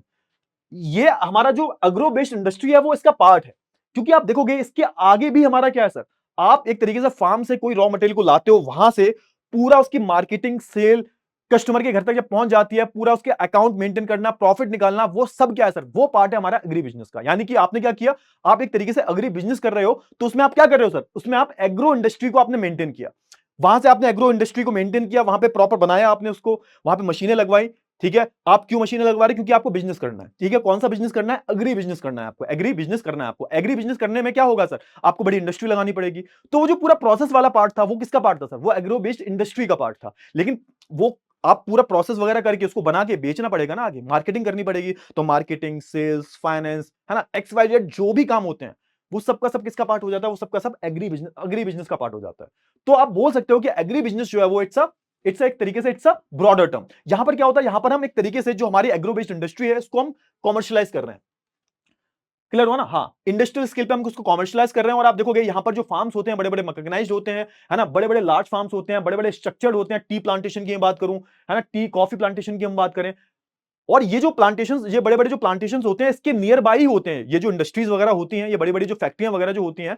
जैसे आपने कभी जाना, कभी आप कभी दार्जिलिंग जाना, या फिर आप कभी जाना आसाम में, तो वहां पे जहां आपको टी प्लांटेशन मिलेगा, उसके आसपास ही आपको फैक्ट्री मिलेगी। ऑब्वियसली बात है, इट्स वेरी ऑब्वियस कि जहां टी प्लांटेशन होगा वहीं तो फैक्ट्री लगेगी ना। ऐसा तो है नहीं कि दूर दराज हम फैक्ट्री लगाएंगे ताकि, नहीं, ऐसा नहीं होता, ठीक है ना। क्लियर हुआ? चलिए, फिर यहां पे वही बात बोली गई है जो मैंने बोली थी कि अग्री बिजनेस जो है वो क्या है सर? वो एक तरीके से ब्रॉडर कॉन्सेप्ट है, और इसमें बहुत सारी एक्टिविटीज और इन्वॉल्व होती हैं other than production, other than converting converting raw material into finished goods. इसके अलावा भी बहुत सारा प्रोसेस आता है, मतलब पूरा मार्केटिंग, सेल, फाइनेंस, ये सब प्रॉफिट सब जो है इंक्लूड होता है। तभी तो हम इसको नाम दे रहे हैं ना बिजनेस। यहां पे सीधा हम बिजनेस कर रहे हैं सर। क्लियर हो ना? यहां पे फोकस किस चीज पे है? फोकस क्या है सर? तो फोकस है cover entire value chain production, मतलब पूरा चेन प्रोडक्शन जो है, पूरा प्रोडक्शन का जो चेन है, पूरा processing, marketing, distribution, sales, finance, ये सब जो है क्या है? ये सब जो है it's a part of agri business. Clear हुआ ना? चलिए, बहुत ही बढ़िया। And then will talk about and then we are going to talk about mineral based industry. अब ये मिनरल बेस्ड इंडस्ट्री क्या है? तो भाई सिंपल सी बात है, यहाँ पे किस शब्द का इस्तेमाल हुआ है सर? तो मिनरल्स का इस्तेमाल हुआ है। तो आपको पता होना चाहिए आज के टाइम पर हमारी जो दुनिया चल रही है वो मिनरल्स के बेसिस पे चल रही है। और जब मैं मिनरल्स की बात करता हूं तो इसमें है ना, जो भी आपको नेचर से मिल रहा है, जिसको आप यूटिलाइज कर पा रहे हो, जिसको आप सोच के देखो ना, ये जो पूरी टीवी बनी हुई, ये पूरा जो स्क्रीन बना हुआ है, इसमें भी कई सारे मिनरल्स का यूज हुआ होगा। कॉपर, आपके घर में जो बिजली आ रही है बिना मिनरल्स, मतलब सोच के देखो, without minerals your life is incomplete and our life is incomplete. किसी की, मतलब हर किसी की लाइफ अधूरी है आज के टाइम पर। हम बहुत ज्यादा, क्योंकि बिना मिनरल्स के हम सर्वाइव ही नहीं कर सकते। और जब मैं मिनरल्स की बात करता हूं तो छोटे से छोटा मिनरल, क्लियर हो ना? अच्छा, अब मिनरल की हम बात करें, बचपन से पढ़ते आ रहे हो सर, है ना? मिनरल्स क्या है सर? एक तरीके से आप देखोगे, हमें एक ऐसा सब्सटेंस है जो हमें नेचर से मिलता है सर, जिसकी खुद की एक वैल्यू होती है सर। आप देखोगे ना, जब पानी की हम बात करें, पानी भी एक मिनरल है। सोच के देखो, पानी भी एक मिनरल है। H2O फॉर्मूला होता है, नमक, नमक भी एक मिनरल है सर। इसका फॉर्मूला आई गेस मेरे को ध्यान नहीं है, एक बार नमक का बता देना यार, मेरी केमिस्ट्री है भाई, समझो यार, ह्यूमैनिटीज पढ़ाता हूं मैं। तो समझो यहाँ पे कि इसका एक तरीके से एक डिफाइंड वैल्यू होती है इसकी, एक इसका डिफाइंड फॉर्मूला होता है, इसका डिफाइंड स्ट्रक्चर होता है इसका। और इसको हम यूटिलाइज करते हैं अपनी डिमांड्स को पूरा करने के लिए। और मिनरल्स की हम बात करें, बचपन से आप पढ़ते आ रहे हो कि मिनरल्स दो तरह के होते हैं, ferrous mineral, non ferrous mineral. Ferrous mineral वो मिनरल होते हैं जिसमें आयरन कंटेंट होता है। नॉन फेरस मिनरल वो मिनरल्स होते हैं जिनमें एक तरीके से जो मिनरल्स तो होते हैं बट इसमें आयरन नहीं होता। निकल की हम बात करें, आयरन ओर की मैं बात करूं, कोबाल्ट की मैं बात करूं, तो ये सारे के सारे क्या है सर? ये सारे के सारे आपके फेरस मिनरल हैं। नॉन फेरस की हम बात करें तो उसमें कॉपर आ जाता है, एल्यूमिनियम आ जाता है। ये सारे के सारे क्या है सर? ये सारे के सारे आपको जो है एक तरीके से, है ना, ये सारे के सारे आपको क्या मिलेंगे? सारे के सारे आपको नॉन फेरस मिनरल मिल जाएंगे। इसके अलावा आप देखोगे फिर हमारे मिनरल्स में आपके एक मिनरल्स में आप देखोगे ना, मेटलिक और नॉन मेटलिक होते हैं, है ना? सॉरी, मैंने गलत बोल दिया था, गलत नहीं बोला, एक्चुअली इनकम्प्लीट बोला था। हमारे मिनरल्स जो होते हैं दो तरह के होते हैं, metallic mineral, non metallic. Metal में दो तरह के मिनरल होते हैं, एक तो एक तरीके का हमारा आता है फेरस और नॉन फेरस। और तीसरा भी एक होता है जिसको हम बहुत ज्यादा कीमती मिनरल्स या फिर वैल्यूएबल मिनरल्स बोलते हैं। इसमें आपका गोल्ड आ जाता है ना, सिल्वर आ जाता है, प्लैटिनम आ जाता है, डायमंड आ जाता है। तो ये भी एक तरीके के हमारे मिनरल्स हैं। फिर आता है हमारा नॉन मेटलिक। नॉन मेटलिक में वो मिनरल्स होते हैं इनमें कोई भी मेटल प्रेजेंट नहीं होता। सीमेंट वगैरह जो बनता है वो किससे बनता है? चूना पत्थर से बनता है हमारा, है ना? ये सारी जो अभ्रक जो होता है एक तरीके से, उसकी हम बात करें, बहुत सारे मिनरल्स जो होते हैं इनमें क्या एक तरीके से मेटल नहीं होता। पोट्रीज वगैरह की हम बात, पोट्रीज वगैरह जो बनती हैं, सीमेंट वगैरह बनता है, ये क्या है सर? ये हमारे एक तरीके से नॉन मेटेलिक मिनरल्स हैं। तो यहां पे मिनरल्स का क्लासिफिकेशन किया गया और इनके बेसिस पे आपको अलग अलग रॉ मटेरियल यूज होता हुआ दिखाई देगा। अब ये भी एक बहुत इंपॉर्टेंट चीज हो जाती है। फिर आता है अगला, chemical based industries. Chemical based industries क्या है? अभी तो हमने मिनरल बेस्ड इंडस्ट्री के बारे में बात की, जिसमें आयरन और, है ना, एल्यूमिनियम जो बना, एल्यूमिनियम जो भी मिनरल्स आपको दिख रहे हैं, एल्यूमिनियम, आयरन, कॉपर, वट, वो सारी की सारी जो चीजें हैं वो कहां हो रही है सर? वो सारी की सारी चीजें हमारी मिनरल बेस्ड इंडस्ट्री में आ रही है। फिर आता है हमारा केमिकल बेस्ड इंडस्ट्री। अच्छा, अब केमिकल्स की हम बात करें तो केमिकल्स यहां पे किस चीज के लिए इस्तेमाल किया जा रहा है? बहुत सारे केमिकल्स होते हैं, बहुत सारे। हम सॉल्ट का इस्तेमाल करते हैं, सल्फर का इस्तेमाल करते हैं सर, है ना, पोटैश का इस्तेमाल करते हैं, हम मिनरल ऑयल का इस्तेमाल करते हैं सर, हम पेट्रोकेमिकल इंडस्ट्री की बात करते हैं सर। तो आप देखो, समझो यहां पे, अब जैसे होता है क्या है, आपने बहुत सारे प्रोडक्ट देखे होंगे, बहुत सारे प्रोडक्ट जो होते हैं, जैसे मैं प्लास्टिक की बात करूं, मैं फाइबर की बात करूं, अब ये बनते कैसे हैं? तो आप देखोगे जो पेट्रोकेमिकल इंडस्ट्री, देखो पेट्रोकेमिकल इंडस्ट्रीज में क्या होता है, तो ये हमें देखो सिंपल सी, देखो यहां पे समझो, थोड़ा सा बताया क्या जा रहा है कि दीज इंडस्ट्रीज आर नेचुरल। सबसे पहली बात क्या है कि जो इंडस्ट्रीज होती हैं वो नेचुरल केमिकल मिनरल्स होते हैं, मतलब जो नेचर से हमें मिल रहे हैं, इंसान नहीं बना रहे, नेचर से मिल रहे हैं, जैसे कि salt, sulphur, potash, mineral oils, है ना। चलिए, अगर मैं बात करूं मिनरल, जैसे हाँ, अब यहां पे, यहां से पढ़ो थोड़ा सा, यहां से पढ़ो, mineral oil in petrochemical industries and chemicals obtained from the wood and coal. अब यहां पे बोला जा रहा है कि हमारी जो मिनरल ऑयल जो है, हमारे मिनरल ऑयल की हम बात करें, कच्चे तेल की हम बात कर रहे हैं, अब उसको आप देखोगे, उसको आपको पेट्रोकेमिकल इंडस्ट्री में यूज होते हुए दिखाई देगा। पेट्रोकेमिकल इंडस्ट्री में क्या होता है कि जो भी हमारा कच्चा तेल है उसको हम इस्तेमाल करते हैं अलग अलग प्रोडक्ट्स बनाने के लिए। उस कच्चे तेल से हम अलग उसको उसको हम प्रोसेस करके, वो जो कच्चा तेल है, क्रूड ऑयल जो है, उसको हम प्रोसेस करके अलग अलग चीजों में उसको कन्वर्ट करते हैं। और उसके बाद क्या होता है? उसके बाद आप देखोगे उससे हम फार्मास्यूटिकल में उसको काम करते, दवाइयों में काम किया जाता है उसको। फिर आप देखोगे प्लास्टिक की चीजें बनाने में, जो फाइबर प्लास्टिक होती है वो बनाने में, अलग अलग चीजों में जो है इस्तेमाल किया जाता है। पेंट बनाने में, पेंट आपके घर में जो इस्तेमाल होता है ना, उसमें भी आप देखोगे कि आपको वहां पर पेट्रोकेमिकल इंडस्ट्री से ही बनता है। और पेट्रोकेमिकल इंडस्ट्रीज क्या करती है? वो मिनरल ऑयल्स को जो है लेती है। आप देखोगे बहुत सारे जो केमिकल्स, जैसे मैंने बताया था आपको, टैनिंग एक्सट्रैक्शन होता है। टैनिंग की हम बात है, टैनिंग भी एक तरीके से सब्सटेंस है जो हमें पेड़ों से मिलता है, ठीक है ना। उसका इस्तेमाल हम लेदर इंडस्ट्री में करते हैं, है ना। चाय को जो रंग दिया जाता है उसमें टैनिन का बहुत बड़ा इस्तेमाल किया जाता है, तो वो भी एक केमिकल सब्सटेंस है। क्लियर हुआ ना? बलाटा की मैं बात करूं, बहुत सारी चीजें, बहुत सारे केमिकल जो होते हैं वो हमें कहां से मिलते हैं? लकड़ियों से, यानी कि जंगलों से मिलते हैं, कोयले से मिलता है भाई।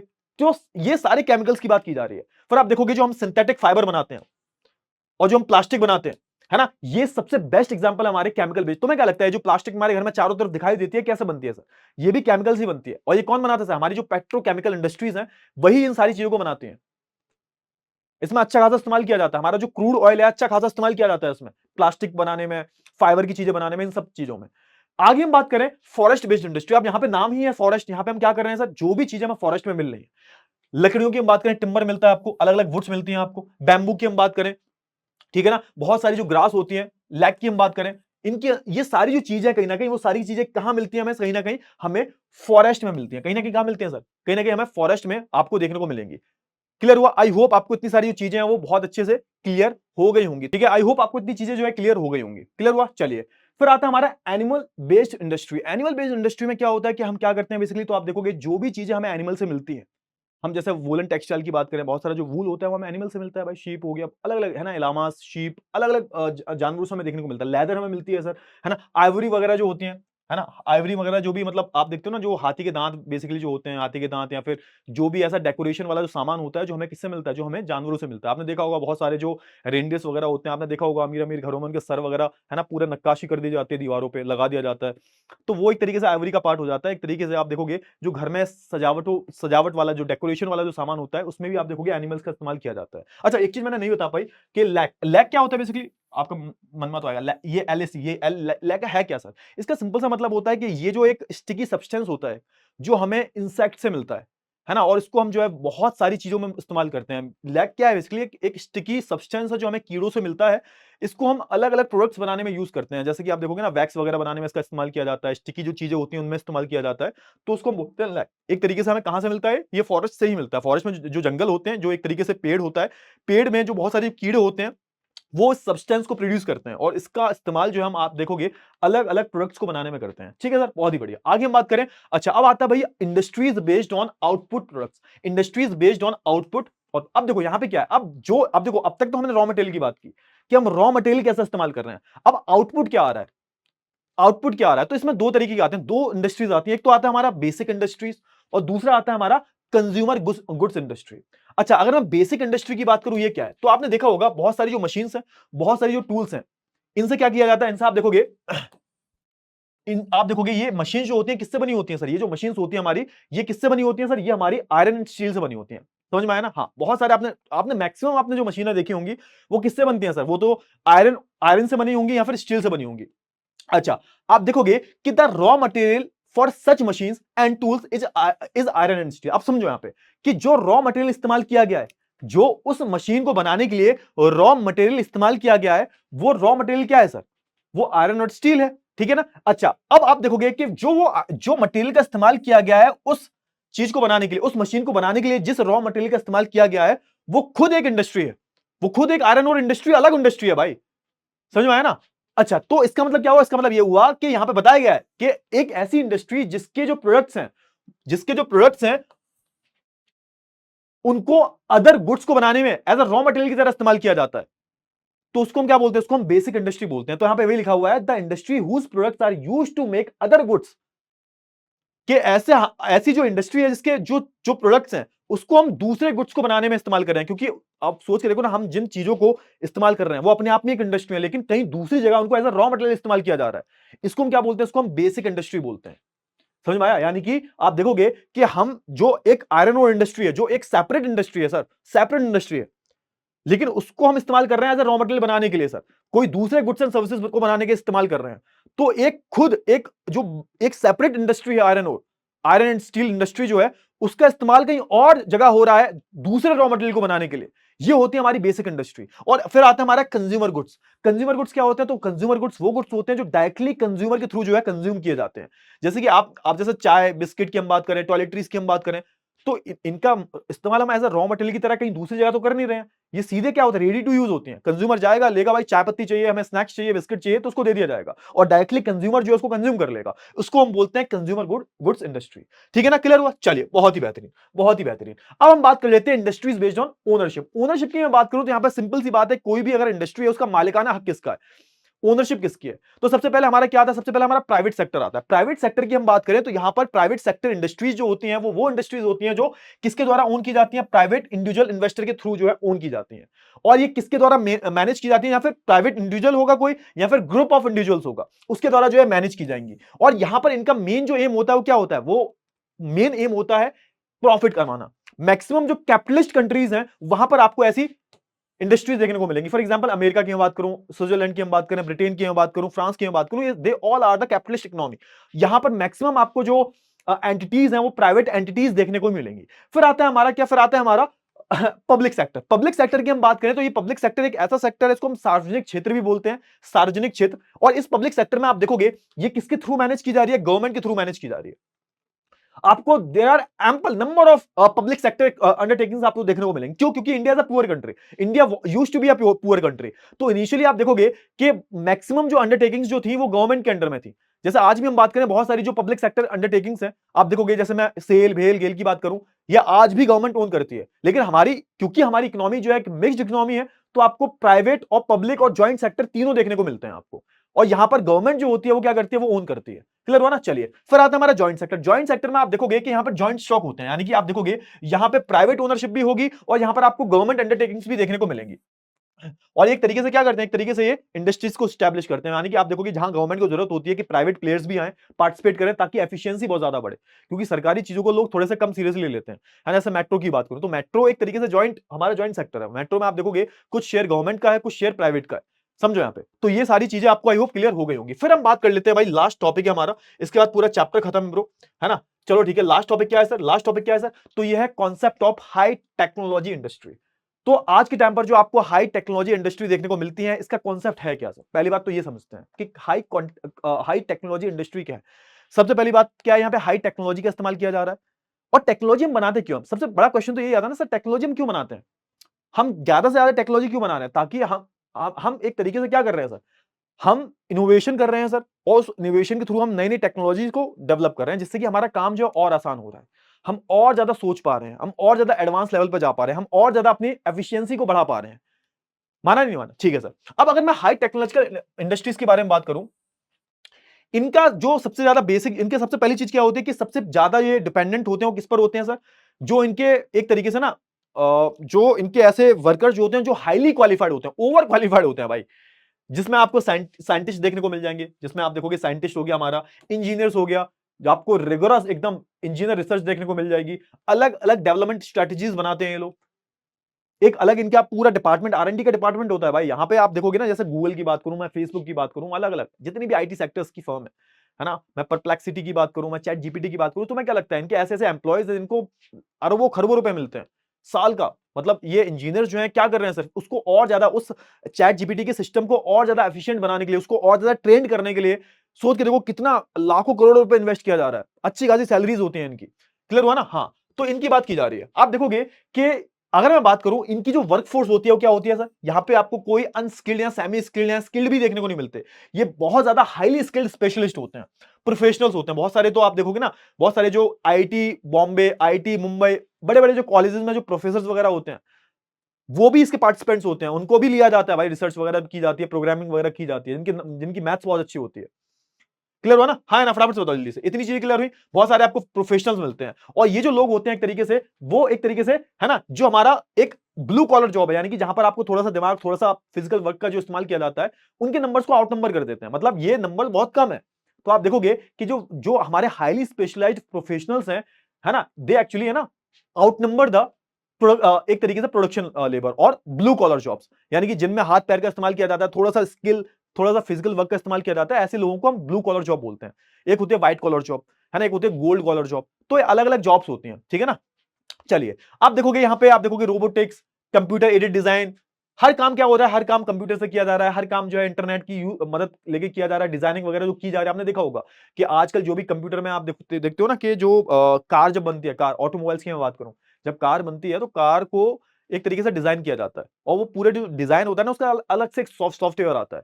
जितने भी बड़े बड़े जो, अगर मैं बात करूं, ये स्टेट्स की बात करूं, जितने भी हमारे जो रियल इस्टेट जो है, रियल इस्टेट्स की आप देखोगे, तो जितने भी मैक्सिमम जो प्रोजेक्ट्स वगैरह आते हैं, उनको प्रॉपर बनाया जाता है, डिजाइन किया जाता है, उसका भी सॉफ्टवेयर होता है।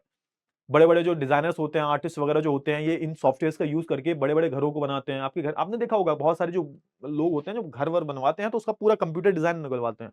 पूरा उनके पास वो होता है कि भाई घर बनने के बाद कैसा लगेगा। तो ये क्या कर रहे हैं सर, ये टेक्नोलॉजी का यूज कर रहे हैं ना, ये रोबोटिक्स का, कंप्यूटर एडेड डिजाइन की बात करूं मैं, है ना, मैन्युफैक्चरिंग की बात करूं, इलेक्ट्रॉनिक्स, है ना, न्यू केमिकल्स, फार्मास्यूटिकल, है ना, ये सब क्या है सर, ये सारे जो आप देखोगे ना, सारे जो फील्ड है, सारे जो फील्ड, आईटी सेक्टर की मैं बात करूं, रोबोटिक्स की बात करूं, कंप्यूटर एडेड डिजाइन की बात करूं, मैन्युफैक्चरिंग की बात करूं, तो यहां पर आप देखोगे हर जगह पर आपको ये हाई टेक्नोलॉजी आज इस्तेमाल होते हुए, हाई टेक इंडस्ट्रीज आपको होते दिखाई देंगी।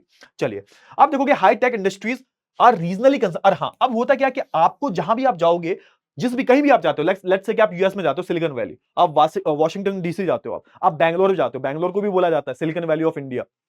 वहां पर आप देखोगे, वहां पे आपको एक चीज कॉमन मिलेगी, इन सारी जगह पर आपको एक चीज कॉमन मिलेगी कि ये जो हाईली टेक इंडस्ट्रीज जो है ना, ये क्या होती है, ये एक तरीके से रीजनली कंसंट्रेटेड होते हैं। मतलब इनका एक जगह होती है। जैसे आप देखोगे ना, बैंगलोर में जाओगे तो बैंगलोर में एक जगह है जिसको बोलते हैं हम आईटी बैंगलोर आईटी पार्क बोलते हैं। देहरादून में जाओगे, देहरादून में भी आपको आईटी पार्क मिलता है। तो ये लोग ये एक जगह पर कंसंट्रेटेड होती हैं, एक जगह पर ये सारी हैं, क्योंकि मैंने बताया ना एक तरीके से एग्लोमरेशन इकोनॉमी के बारे में बताया था मैंने, याद करो। हाँ, तो एक जगह पर ये कंसंट्रेटेड होती हैं, ये सेल्फ सस्टेन्ड होती हैं सर, और एक तरीके से हाईली स्पेशलाइज्ड होती हैं ये। और इन्हीं को हम क्या बोलते हैं, इन्हीं को हम नाम देते हैं, इसको बोलते हैं हम टेक्नोपॉलीज, है ना। और यही क्या होती है, यही इंडस्ट्रीज जो होती हैं, जब ऐसी इंडस्ट्रीज का आपको एक झुंड देखने को मिलता है, सारी जो इंडस्ट्रीज हैं वो सेल्फ सस्टेन है, इकट्ठी हैं, कंसंट्रेटेड है एक ही जगह पर, जहां भी आपको कोई भी चीज की जरूरत है तो वहां पे आपको इजीली अवेलेबल हो जाएगी। और इसमें मेन पता क्या होता है, मेन इसमें कुछ नहीं होता, मेन होता है इसमें वर्कफोर्स। मेन क्या है इसमें, मेन है आपके पास कितने स्किल्ड लेबर है, कितने स्किल हाईली स्किल्ड लेबर होते हैं। क्योंकि देखो ये जो चल रहा है, आपको जो भी नया अपडेट दिखता है, इसके पीछे कोई ना कोई इंजीनियर्स होते हैं। आपको जो आप चलाते हो ना, एक तरीके से आप इंस्टाग्राम यूज करते हो, चैट जीपीटी यूज करते हो, आप चैट जीपीटी को आपने देखा होगा कि अगर कोई इंसान 1 साल से चैट जीपीटी इस्तेमाल कर रहा होगा तो आज के टाइम पर chat GPT is more smarter than earlier. तो इसके पीछे कोई ना कोई इंजीनियर्स वगैरह बैठे होंगे, किसी का दिमाग चल रहा होगा। तो यहाँ पे मेन होता है वर्कफोर्स। तो जहां पर ये जो इंडस्ट्रीज होती है ना, एक जगह कंसंट्रेटेड होती है, तो वहां पर वर्कफोर्स भी मिल जाता है। तभी होता है ना कि आईटी पार्क आपको अलग देखने को मिलता है, वहां पे जितनी भी आईटी फील्ड की कंपनियां हैं वो आपको देखने को मिलेंगी। तो ये सारी चीजें आपको देखने को मिलती हैं। क्लियर हुआ, ये सब इसका मैंने माइंड में बना दिया, देख लेना थोड़ा सा। हाँ, अब थोड़ा सा आप देखोगे ना कि जो जैसे हमारी सिलिकॉन वैली की हम बात करें, यूएस में है ना, कहां पर है सर, सैन फ्रांसिस्को के पास है सर। और आप देखोगे फिर एक है भाई हमारा सिलिकॉन फॉरेस्ट, किसके पास है भाई, तो आप देखोगे ये जो एक जगह है, सेटल करके नाम है, कहां पर है सर, ये जो हमारा वॉशिंगटन डीसी जो है ना उसके पास में है ये। यहां पर भी आपको बहुत सारी टेक्नोपॉलीज देखने को मिलेंगी। बाकी अगर मैं इंडिया की बात करूं, if I talk about India, तो आपको बैंगलोर मिल जाएगा सर, गुड़गांव मिल जाएगा आपको, नोएडा मिल जाएगा आपको। तो ये सब क्या है सर, ये सब के सब टेक्नोपॉलीज है। यहाँ पे आपको टेक जाइंट्स देखने को मिलेंगे कि कहां कहां पर हमें, जहां जहां रिसोर्सेज हैं, जहां पर लेबर है, जहां पर मार्केट है, गवर्नमेंट पॉलिसीज, बहुत सारी चीजें डिपेंड करती हैं। उसके बाद जो है ये सारे बहुत सारे फैक्टर्स होते हैं जो यहाँ पे डिपेंडेंट होते हैं कि भाई कोई भी इंडस्ट्री जो होगी वो कहां सेटअप होगी। ऐसा ही थोड़ा ना कि मैं मुंह उठा के चल दिया कहीं भी, मैंने अपनी इंडस्ट्री लगा दी, ऐसा नहीं होता। जब भी कोई बहुत बड़ा इंडस्ट्रियलिस्ट है, वो जब भी कोई बहुत बड़ा प्लांट सेटअप करता है, बहुत बड़ी इंडस्ट्री सेटअप करता है, तो बहुत सारे फैक्टर्स देखता है। इसको हम बोलते हैं भाई ज्योग्राफिकल डिस्ट्रीब्यूशन। और ये हर जगह देखने को नहीं मिलता, आपको हर जगह इंडस्ट्रियलाइजेशन देखने को नहीं मिला। क्यों, आपको सिर्फ ये दिल्ली एनसीआर की मैं बात करूं, बैंगलोर, हैदराबाद, पुणे, बस इनमें ही इंडस्ट्रियलाइजेशन देखने को मिलता है।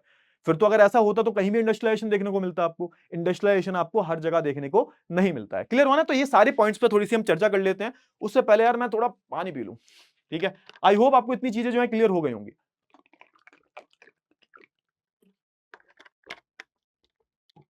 चलिए आगे बढ़ते हैं। आगे हम बात कर लेते हैं एक एक करके, थोड़ा सा जल्दी पढ़ते हैं, इसमें कुछ है नहीं, बहुत बेसिक है, बहुत बेसिक कॉन्सेप्ट है। बिलीव मी गाइस, क्लास 12 की ज्योग्राफी बहुत इजी ज्योग्राफी है। आप क्लास 11 में ऑलरेडी पढ़ के आए हो यार, तो तुम्हें पता है कि क्लास 11 की ज्योग्राफी कैसी ज्योग्राफी है। उससे तो लाख गुना अच्छी है। और सोच के देखो, क्लास 11 की ज्योग्राफी 12th में होती, अगर हम ऐसे कर देते क्लास 11 की ज्योग्राफी 12th में, 12th की ज्योग्राफी 11th में, तो भाई सबसे ज्यादा टफ सब्जेक्ट होता है तुम्हारे क्लास 12 की ज्योग्राफी। क्योंकि क्लास 11 की geography one of the toughest subject है आपका ह्यूमैनिटीज में। और इसका रिवर्स हो गया आपका क्लास 12th में, क्योंकि ऐसा कुछ है ही नहीं यहाँ पे, क्योंकि आधी चीजें तो तुमने पढ़ी हुई हैं। मैन्युफैक्चरिंग के बारे में बचपन से पढ़ते आ रहे हो तुम, सेकेंडरी एक्टिविटीज के बारे में बचपन से पढ़ते आ रहे हो तुम, एग्रीकल्चर के बारे में बचपन से पढ़ते आ रहे हो, लैंड रिसोर्स के बारे में बचपन से पढ़ते आ रहे हो तुम। क्या पढ़ा नहीं आपने, ठीक है ना। क्लियर हुआ। चलिए, तो वही है, बहुत ईजी है। चलिए, तो पहले पॉइंट को डिस्कस करते हैं, specialisation of skills in industries. अगर मैं स्पेशलाइजेशन की बात करूं तो यहाँ पे किसकी बात की जा रही है, थोड़ी देर पहले मैंने आपको बताया था कि भाई जितने भी लोग, जितनी भी लेबर काम करती है, उनको एक टास्क दिया जाता है, उस टास्क को वो रिपीटेडली परफॉर्म करते हैं। और जब वो परफॉर्म करते हैं, क्योंकि उनको किसी स्किल के बेसिस पे लिया गया होगा, कोई ना कोई तो स्किल होगी ना भाई उनकी, कुछ ना कुछ तो कर रहे होंगे ना। जैसे मान के चलो एक ऑटोमोबाइल इंडस्ट्री है, ठीक है, वो कार बनाती है। अब मुझे काम दिया गया, मैं भी उसमें एक एम्प्लॉय हूं, मुझे काम दिया गया, मुझे क्या करना है, मुझे जो टायर है ना, टायर को कसना है, उसमें टायर को फिट करना है, और मैं रिपीटेडली वही करता हूं। मान के चलो मेरा काम, एक दूसरा बंदा है मेरे साथ का बंदा है, उसका काम है पेंट करने का, तो वो कार पे ना पेंट करता है, और वो भी जो पेंट होता है रोबोटिक पेंट होता है, ठीक है, उसको ज्यादा कुछ करना नहीं पड़ता। अब ये जो लोग हैं ना, क्या कर रहे हैं सर, ये उनको हर एक टास्क, किसी को पेंट का काम दिया गया है, किसी को टायर को लगाने का काम दिया गया है, किसी को इंटीरियर फिटिंग का काम दिया गया है।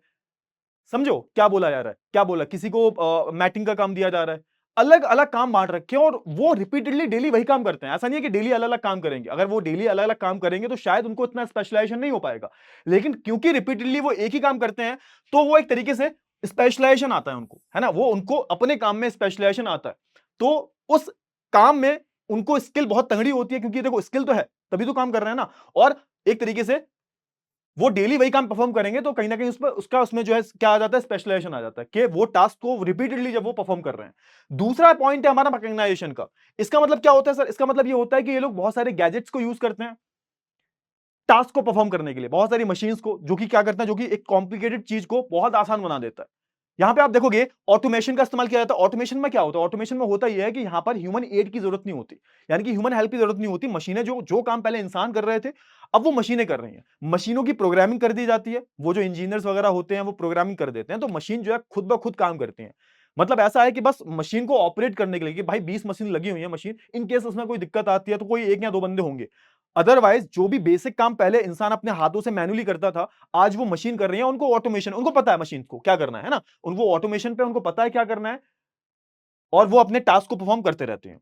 और एक तरीके से ये जो ऑटोमेशन है ना, ऑटोमेशन क्या है, ऑटोमेशन एक एडवांस स्टेज है मैकेनाइजेशन की। पहले क्या था, पहले होता ये था कि मशीनें तो चल रही हैं, साथ के साथ लोग भी काम कर रहे हैं, लेकिन ऑटोमेशन क्या है, थोड़ा सा एक एडवांस लेवल पे है, जहां पे इंसानों की भी जरूरत नहीं है। चाइना में आप देखोगे, चाइना में मैक्सिमम जो बड़ी बड़ी जो इंडस्ट्रीज हैं, वो एक तरीके से ऑटोमेशन पे ही चल रही है। वहां पे कोई इंसान नहीं होता, होगा मे बी 100 मशीनें लगी हुई हैं, तो 100 मशीनों को ऑपरेट करने के लिए एक या दो लोग रखे होंगे उन लोगों ने। बट आप देखोगे बेसिक जो चीजें होती हैं सारी जो है मशीनें कर रही हैं। प्रोडक्ट्स को, है ना, प्रॉपर बनाने तक का, है ना, यानी कि एक कोई रॉ मटेरियल को पूरा एक तरीके से कन्वर्ट करने का, किसमें, रॉ मटेरियल को एक तरीके से फिनिश्ड गुड्स में कन्वर्ट कौन कर रहा है आजकल, मशीनें कर रही हैं। बीच में किसी की जरूरत पड़ती ही नहीं है, प्रॉपर तरीके से, है ना। चलिए ठीक है, फिर आता है भाई टेक्नोलॉजिकल इनोवेशन। अब देखो टेक्नोलॉजिकल इनोवेशन की बात करूं तो ये दोनों पॉइंट्स जो है कनेक्टेड है, मैकेनाइजेशन और टेक्नोलॉजिकल इनोवेशन। क्योंकि जब इनोवेशन होगा, जब कुछ नई नई चीजें होंगी, जब नए नए एडवांसमेंट आएंगे, तभी तो हमारी ऑटोमेशन डेवलप होगा, तभी तो आप देखोगे ना, तभी तो ये मशीन्स वगैरह बनेंगी ना, तभी तो ये नए नए गैजेट्स बनेंगे।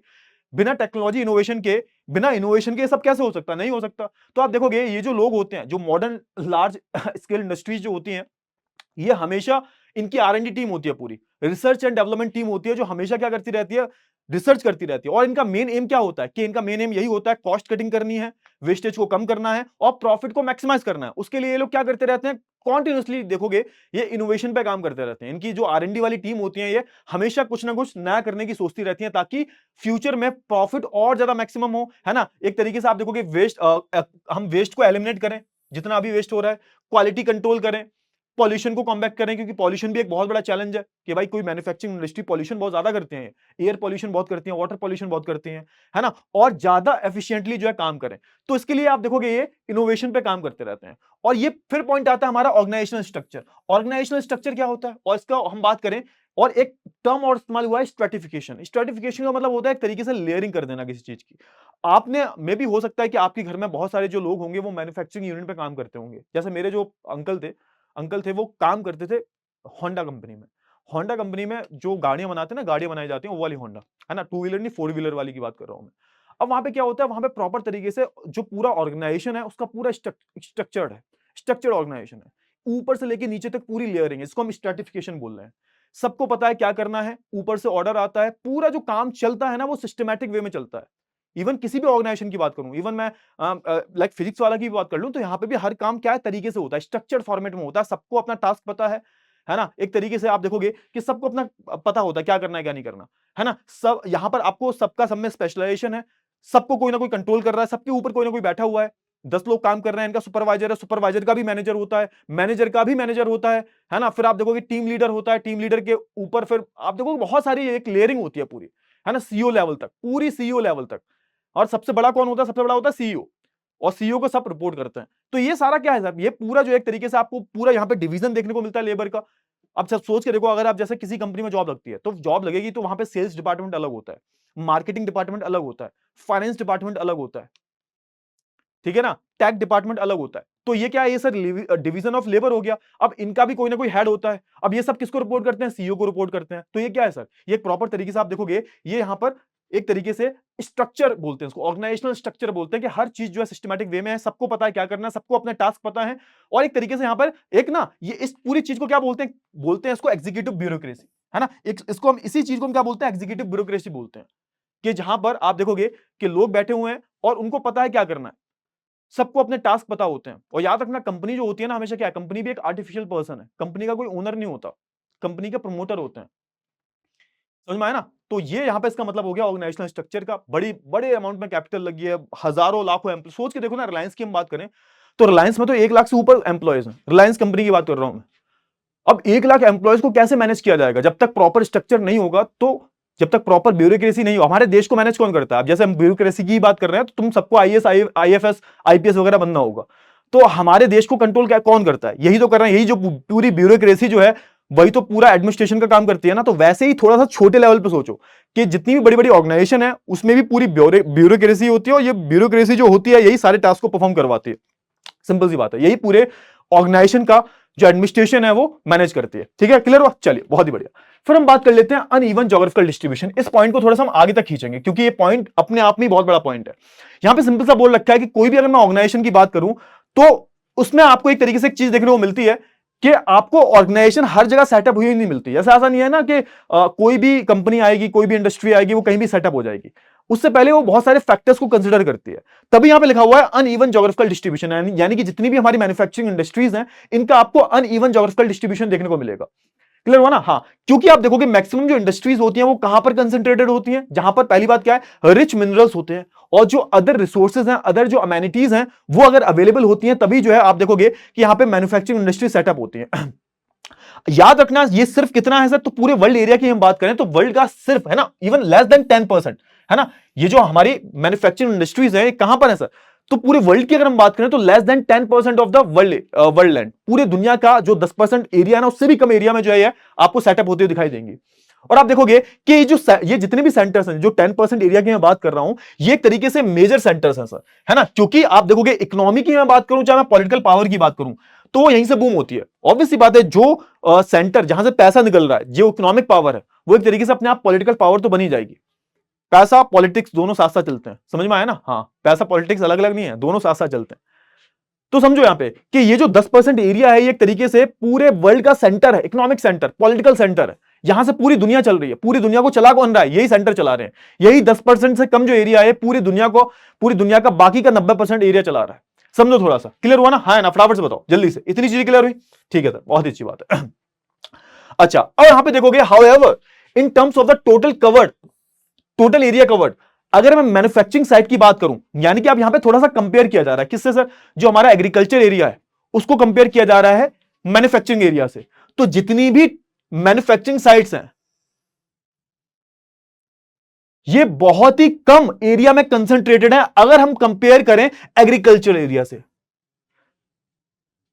क्लियर हुआ ना? मतलब आप देखोगे, क्योंकि समझो यहां पे कि जो हमारी मैन्युफैक्चरिंग जो हो रही है, वो कम से कम एरिया में हो जाती है, हाई इंटेंसिटी से हो जाती है। ऐसा थोड़ा ना, अब जैसे मैं बात करूं एग्रीकल्चर की, अब एग्रीकल्चर के लिए तो बहुत बड़ा एरिया चाहिए तुम्हें, हजारों एकड़ एरिया चाहिए तुम्हें। अब सोच के देखो, हजारों एकड़ में कोई इंडस्ट्री थोड़ा ना लगती है। इंडस्ट्री लगती भी होगी तो वो इंडस्ट्री हजारों एकड़ में लग के पूरे आसपास का नहीं, पूरे देश के डिमांड को केटर कर रही होगी वो। लेकिन समझो यहां पे एग्रीकल्चर के लिए क्या चाहिए? एग्रीकल्चर के लिए भाई आपको बहुत बड़ा लैंड एरिया चाहिए। तो यहां पे वही लिखा हुआ है, आप देखोगे यहां पे क्या लिखा हुआ है? Manufacturing sites are much less conspicuous and concentrated on much smaller areas than the agriculture, है ना। तो एरिया अगर हम एग्रीकल्चर से कंपेयर करें तो बहुत कम एरिया में कंसंट्रेटेड होती हैं, बहुत ज्यादा कंस्पिशियस होती हैं सर। क्यों होती हैं sir? Due to the greater intensity of process. तो आप देखोगे इनकी जो इनकी जो पूरा प्रोसेस है, जो भी ये मैन्युफैक्चरिंग वगैरह कर रहे हैं वो बहुत तेजी से कर रहे हैं भाई। मशीन्स वगैरह लगी हुई हैं, मशीन्स लगी हुई हैं, बहुत तेजी से काम चल रहा है सर। तो छोटी जगह में ये बहुत बड़े अमाउंट में जो है प्रोडक्शन कर लेते हैं। लेकिन ये जो चीज है वो एग्रीकल्चर में पॉसिबल नहीं है भाई। एग्रीकल्चर के लिए तुम्हें बहुत बड़ा लैंड चाहिए भाई, तभी तो प्रोडक्शन हो पाएगा। चलो ठीक है, बहुत अच्छी बात है। आगे हम बात कर लेते हैं कि जो इंडस्ट्रीज होती है वो अपने, इनका जो मेन मोटिव होता है क्या होता है? प्रॉफिट होता है। और प्रॉफिट को कैसे मैक्सिमाइज करती है? अपने कॉस्ट को रिड्यूस करके। ये तो बहुत बेसिक चीज है, बचपन से पढ़ते आ रहे हो, क्लियर हो ना? हाँ, अब इसी वजह से क्या होता है, क्योंकि जो हर किसी भी इंडस्ट्री की बात करूं तो वो कोई सोशल वर्क के लिए नहीं है सर, कोई वो समाज सेवा का काम नहीं कर रही। उसको करना क्या है सर? उसको प्रॉफिट को मैक्सिमाइज करना है। और प्रॉफिट को अगर उसको मैक्सिमाइज करना है तो उसको कॉस्ट को कम करना पड़ेगा। और कॉस्ट को कम कैसे करेगी? तो वो बहुत सारे फैक्टर्स को कंसिडर करती है। और उन सारे फैक्टर्स में क्या होता है? उन सारे फैक्टर्स में एक फैक्टर होता है हमारा लोकेशन। फैक्ट्री कहां लोकेटेड होनी चाहिए और किस तरीके से हम जो है, क्योंकि एट द एंड क्या है, जो प्रोडक्शन कॉस्ट कम कैसे आएगी? तो प्रोडक्शन कॉस्ट को कम करने के लिए जो उस इंडस्ट्री की लोकेशन है वो बहुत ज्यादा इंपॉर्टेंट है, वो बहुत ज्यादा इंपॉर्टेंट फैक्टर है। क्लियर हुआ ना? है ना? फटाफट से बताओ। चलिए, तो यहां पे उसी की बात की जा रही है। तो आप देखोगे कि बहुत सारे फैक्टर्स हैं which influences the location of the industry. There are so many ample of factors which influences the location of the manufacturing industry. जैसे कि हम बात करें access to the market, access to the raw material, इन सबको हम एक एक करके बात करेंगे, है ना? access to the agglomeration economies, इसकी हम बात करेंगे क्या होती है एग्लोमरेशन इकोनॉमीज, है ना? फिर आप देखोगे access to the transportation and communication, ये सारी चीजों के बारे में हम जो बात करेंगे। गवर्नमेंट पॉलिसीज बहुत मैटर करती हैं। आपके आसपास लेबर की सप्लाई है या नहीं है, सोर्स ऑफ एनर्जी है या नहीं है। सोर्स ऑफ एनर्जी नहीं होगी तो कैसे चलाओगे? ये सारी चीजें बहुत ज्यादा मैटर करती हैं। ठीक है सर, बहुत अच्छी बात है। सबसे पहले पॉइंट के बारे में बात कर लेते हैं, एक्सेस टू द मार्केट। अब यहां मार्केट की हम बात करें, मार्केट का मतलब क्या होता है? मार्केट एक ऐसी प्लेस है जहां पर क्या होता है, यहां पर कंज्यूमर और जो हमारा सेलर जो होता है, प्रोड्यूसर जो होता है, ठीक है, विक्रेता और जो उपभोक्ता जो होते हैं, दोनों आपस में मिलते हैं सर। क्लियर हो ना? ये कैसी जगह है सर? मार्केट का मतलब ही क्या है? जहां पर आप देखोगे लोग जो होते हैं वो अपने गुड्स को बेचने आते हैं, और बहुत सारे लोग ऐसे भी हैं जो अपने जिनको कंजम्पशन की जरूरत होती है, जो कंज्यूम करने भी आते हैं, है ना? अपने डिमांड को मीट करते हैं। समझ में आया ना? हाँ, फटाफट से बताओ जल्दी से। तो आप देखोगे ना कि जितने भी पूरी दुनिया में जहां भी प्रोडक्शन हो रहा है, जहां भी इंडस्ट्रीज हैं, जहां भी इंडस्ट्रीज हैं, इसकी मैं बात करूं तो आप देखोगे कि इनका जो एग्जिस्टेंस है ना, क्योंकि मैन्युफैक्चरिंग गुड्स जो है वो एक्चुअली में सेल कहां होंगे? मार्केट में होंगे सर। कहां होंगे सर? मार्केट में। बिना मार्केट के इनका कुछ मतलब है नहीं है सर। तो आप देखोगे ना, access to the market is one of the important factor, one of the most important factor for the manufacturing goods, manufacturing industry, sorry. क्योंकि जब तक उनको मार्केट नहीं मिलेगा तब तक उन गुड्स का फायदा ही क्या है? और भाई अब क्योंकि ऑब्वियस सी बात है, मार्केट आसपास होगा तभी तो वो बेच पाएंगे ना, तो उसके लिए लोकेशन बहुत मैटर करती है। ये बहुत one of the most important factor है behind the location of the industry, access to the market. अगर मार्केट का एक्सेस ही नहीं है, मान के चलो कि आपने लाइक शुगर मिल को खोला, ठीक है, अब शुगर मिल कहां खोलोगे आप? शुगर मिल कहां खोलोगे? जहां पर आसपास मार्केट होगा। आपको पता है कि भाई UP is the largest producer of, वहां पे पूरा इंफ्रास्ट्रक्चर है, प्रोड्यूसर ऑफ शुगर केन। आप सोच के देखो, आप मैन्युफैक्चरिंग यूनिट कहीं ऐसी जगह डाल लो जहां पर आपके पास मार्केट ही नहीं है, तो फायदा क्या है उस शुगर मिल को खोलने का? जितनी भी आईटी इंडस्ट्रीज जो होती हैं वो बैंगलोर में क्यों जाती हैं, वो गुड़गांव में, नोएडा में क्यों जाती हैं? क्योंकि उसका उसका उसका मीनिंग सिंपल सा यही है, उसका रीजन सिंपल सा यही है कि ये सारे जो जगह है, ये सारे हब बन चुके हैं आईटी सेक्टर के। तुम्हें कुछ भी चीज चाहिए, सब आपको वहां पे रेडली अवेलेबल होगी। इसलिए आप देखोगे कि वहां पे पूरा जो मार्केट है आईटी सेक्टर का, पूरा मार्केट आपको वहां पे अवेलेबल मिलेगा। तभी आप देखोगे मैक्सिमम जो आईटी सेक्टर की जो कंपनीज होती हैं वो कहां जाती हैं सर? बैंगलोर में जाती हैं। बैंगलोर तो इंडिया की सिलिकॉन वैली बोला जाता है बैंगलोर को, आपको पता होना चाहिए, ठीक है ना? ये सारी चीजें हो गई। अब यहाँ पे मार्केट का मतलब बताया गया है। मार्केट का मतलब ही क्या होता है? जहां जो लोग हैं वो अपनी डिमांड को पूरा करते हैं, है ना, गुड्स की, और एक तरीके से वहां पर क्या करते हैं वो, एक तरीके से, है ना, उनके पास परचेजिंग पावर है, और वो क्या करते हैं, उस परचेजिंग पावर का इस्तेमाल कर गुड्स को परचेज करते हैं, है ना। और सेलर जो होता है वो अपने गुड्स को बेचता भी है। और जहां पर ये दोनों मिल रहे हैं, जहां पर कंज्यूमर और सेलर, जहां पर बायर और सेलर एक जगह पर, जिस जगह पर मिलते हैं और एक दूसरे की जरूरतों को पूरा करते हैं, और इसी को हम क्या बोलते थे? इसी को हम बोलते हैं बाजार, इसी को हम बोलते हैं मार्केट। क्लियर हुआ ना? क्लियर हुआ? हाँ। तो आप देखोगे, जैसे हम बात करें बहुत सारे जो डेवलप्ड रीजन है, लाइक मैं यूरोप की बात करूं, यूरोप में तो सबसे पहले इंडस्ट्रियलाइजेशन हो गया, तो स्पेसिफिकली मैं ब्रिटेन की बात करूं। If I talk about north America, Japan, Australia, ये क्या है सर? ये बहुत बड़े लार्ज मार्केट हैं। आप सबको पता है भाई, जितनी भी कंपनीज हैं, आपको जितनी भी वर्ल्ड की फेमस कंपनीज हैं, जितनी भी, उनका मार्केट सब उनके प्रोडक्ट जो है सब सारे के सारे जो प्रोडक्ट्स हैं वो आपको सब के सब यहां पे बिकते हुए दिखाई देंगे। क्यों? क्योंकि सिंपल सी बात है, यहां पर देखो एक्सेस टू द मार्केट की मैं बात करूं, याद रखना मार्केट वहां पर बहुत बड़ा होता है जहां पर लोगों की जो परचेजिंग पावर जो है वो ज्यादा होती है। सोच के देखो, नॉर्थ अमेरिका की हम बात करें तो नॉर्थ अमेरिका में सारी जो कंपनीज है क्यों मिलेंगी आपको, सारी इंडस्ट्री सारी जो एक तरीके से आप बोल सकते हो सारी इंडस्ट्री की मैं बात करूं, सारी कंपनीज की बात करूं, सारे ब्रांड्स की मैं बात करूं, सबके सब तुम्हें नॉर्थ अमेरिका में मिलेंगे। क्यों? क्योंकि वहां पर मार्केट बहुत बड़ा है। मार्केट बड़ा क्यों है सर? क्योंकि वहां के जो लोग हैं उनके पास पैसा है, परचेजिंग पावर है, एबिलिटी है हर चीज को खरीदने की, तो वहां पे लोग महंगी से महंगी चीज भी खरीद लेते हैं। हमारे इंडिया में इतना नहीं है। इंडिया में धीरे धीरे आप देखोगे अब हो रहा है, लेकिन आप देखोगे आज से 20-25 साल पहले की बात करूं तो वो बहुत सारी कंपनीज इंडिया में आई ही नहीं थी कभी इन्वेस्टमेंट करने के लिए, क्योंकि उनको पता है कि इंडियंस की जो परचेजिंग पावर है वो बहुत ज्यादा नहीं है। तो ये सारे फैक्टर जो है डिपेंड करते हैं। फिर दूसरा आता है हमारा access to the raw material. अब रॉ मटेरियल के एक्सेस की मैं बात करूं, उसका भी बहुत बेहतरीन एग्जांपल मैंने जस्ट अभी बताया था आपको कि मान के चलो मैंने एक शुगर केन मिल, मेरे को एक शुगर मिल खोलनी है, शुगर मिल है ना, चीनी की एक मेरे को मिल डालनी है, ठीक है। उसके लिए क्या जरूरत है? उसके लिए मेरे को गन्ने की जरूरत है। अब उस गन्ने का इस्तेमाल करके मैं चीनी बनाऊंगा, गुड़ बनाऊंगा, मैं गुड़ जैगरी वगैरह सब कुछ बनाऊंगा मैं। लेकिन अब ये बताओ कि अब मेरे को पता है कि गन्ने का सबसे ज्यादा कल्टीवेशन कहां हो रहा है? यूपी में हो रहा है, एक दो जगह और है, यूपी हो गया हमारा, पंजाब का साइड हो गया हमारा, है ना, फिर गुजरात, महाराष्ट्र, तमिलनाडु। अब इसके अलावा मैं कहीं भी मिल खोलता हूं तो वहां पे क्या मेरे को रॉ मटेरियल मिलेगा? आप बताओ। मैंने मान के चलो मैं नॉर्थ ईस्ट में चीनी की मिल खोली, अब नॉर्थ ईस्ट में चीनी की मिल खोलने का कोई सेंस है? आप बताओ, क्योंकि वहां पे आसपास मेरा रॉ मटेरियल नहीं है। या फिर एक बात बताओ कि मान के चलो मैंने चाय की फैक्ट्री खोली, मैंने चाय का मैं प्रोसेस करता हूं, उसमें चाय को बनाता हूं। अब चाय का प्रोसेस करने के लिए मैंने चाय की फैक्ट्री खोल ली मैंने यूपी में, कोई सेंस है इस चीज का? बिकॉज चाय का कल्टीवेशन कहां होता है सर? या तो मैं दार्जिलिंग खोलता, दार्जिलिंग यानी कि वेस्ट बंगाल के आसपास खोलता मैं, या फिर आसाम में खोलता मैं, केरला खोल सकता था मैं, क्योंकि आसपास मुझे रॉ मटेरियल मिल जाएगा। ऑब्वियस सी बात है, यानी कि सिंपल सी बात है कि मेरी फैक्ट्री की लोकेशन कहां ज्यादा डिपेंडेंट होगी, क्योंकि मैं यहां पर कंप्लीटली डिपेंडेंट किस पर हूं सर? रॉ मटेरियल पे। जहां रॉ मटेरियल अवेलेबल होगा वहां मेरी इंडस्ट्री लग जाएगी। तो रॉ मटेरियल बहुत बड़ा फैक्टर है सर। क्लियर हुआ ना? हाँ है ना? फटाफट से बताओ जल्दी से। तो आप देखोगे कि सबसे पहली चीज क्या है भाई? रॉ मटेरियल अवेलेबल होना चाहिए, और ना सिर्फ अवेलेबल होना चाहिए बल्कि आपको यहां पे यह भी चीज देखनी पड़ती है कहां पर सस्ता रॉ मटेरियल मिलता है।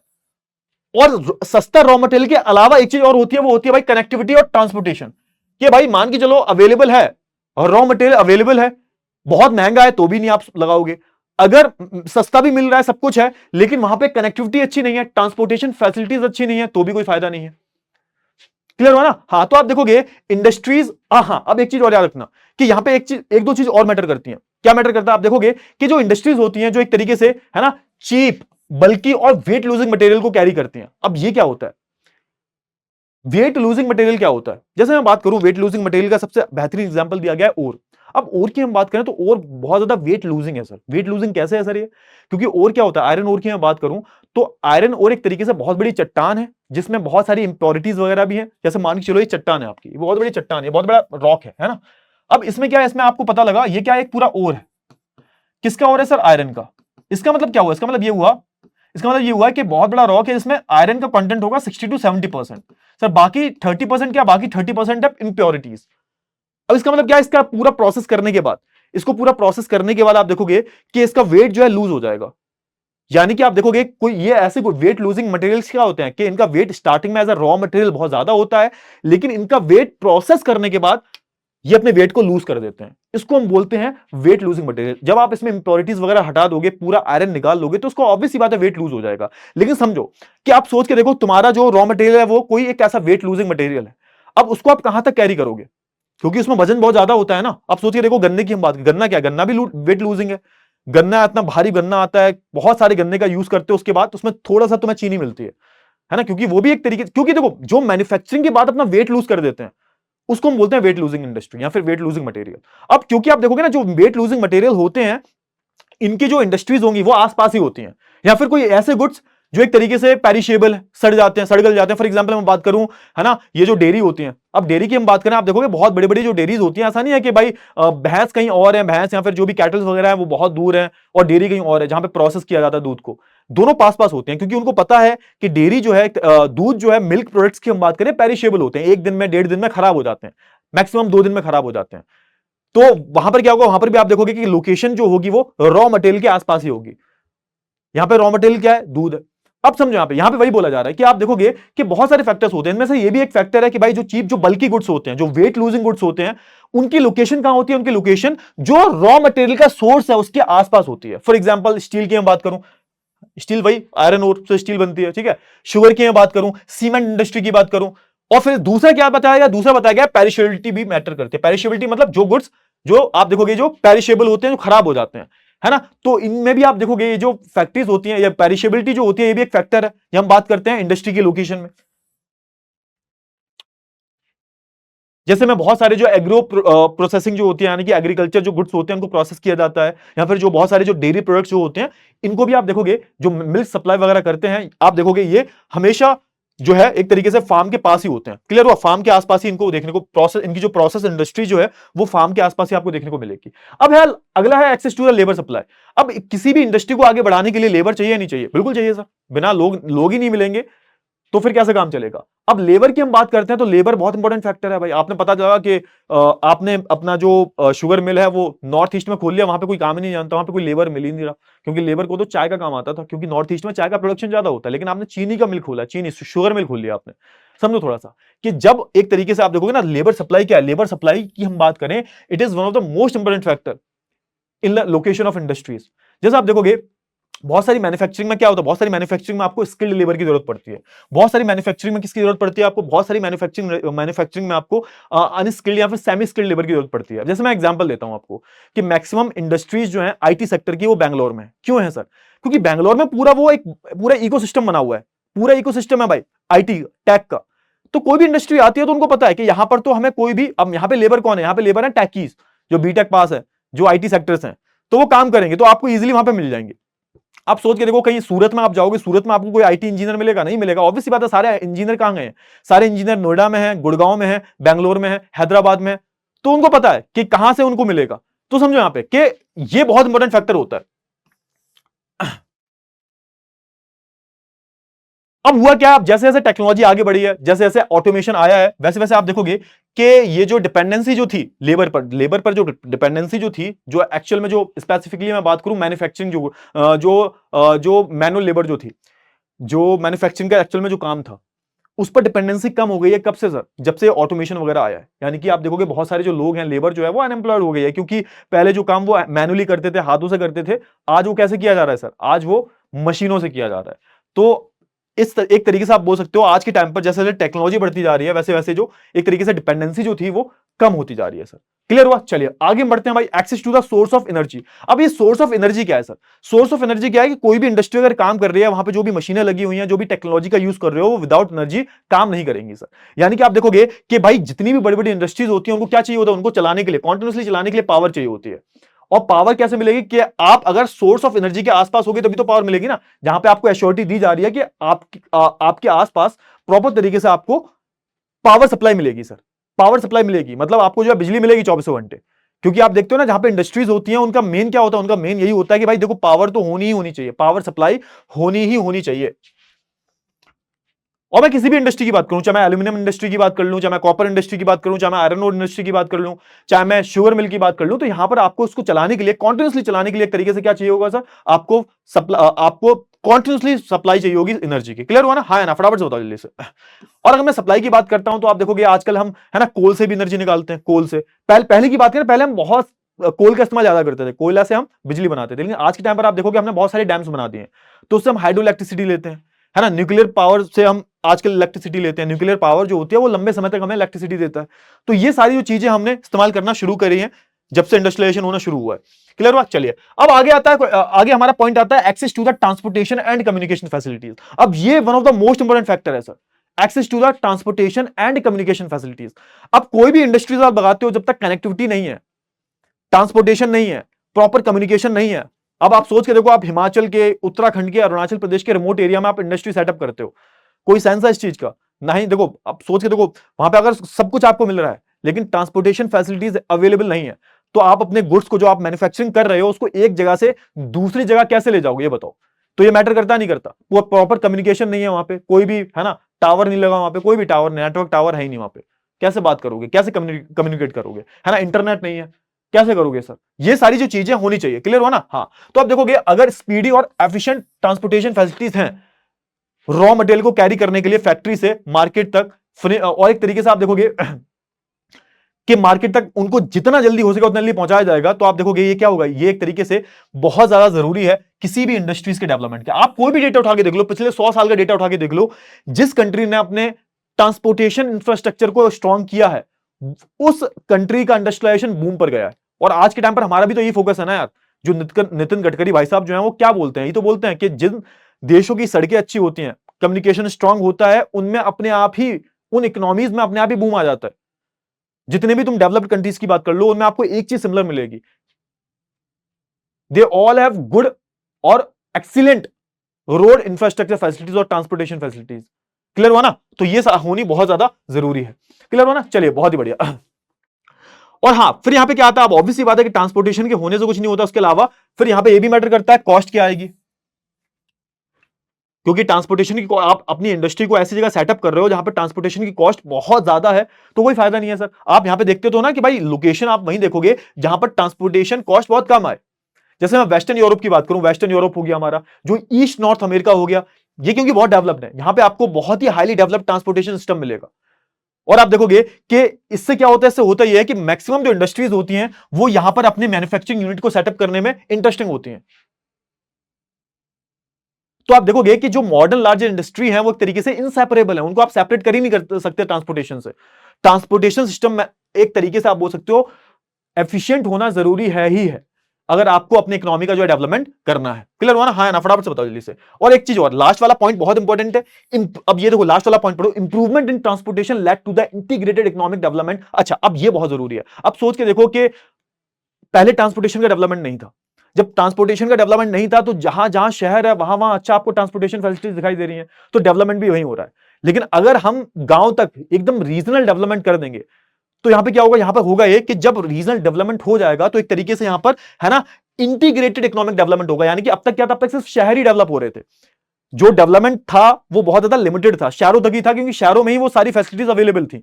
अब सड़कें जो है, कम्युनिकेशन जो है गांव गांव तक पहुंच गया है, तो इससे होगा क्या कि कोई भी रीजन अपने, देखो हर रीजन की अपनी स्पेशलिटी होती है, हर रीजन की अपनी स्पेशलिटी होती है। अब होगा क्या, उनको भी फायदा होगा क्योंकि अब उनको भी कनेक्टिविटी मिल रही है।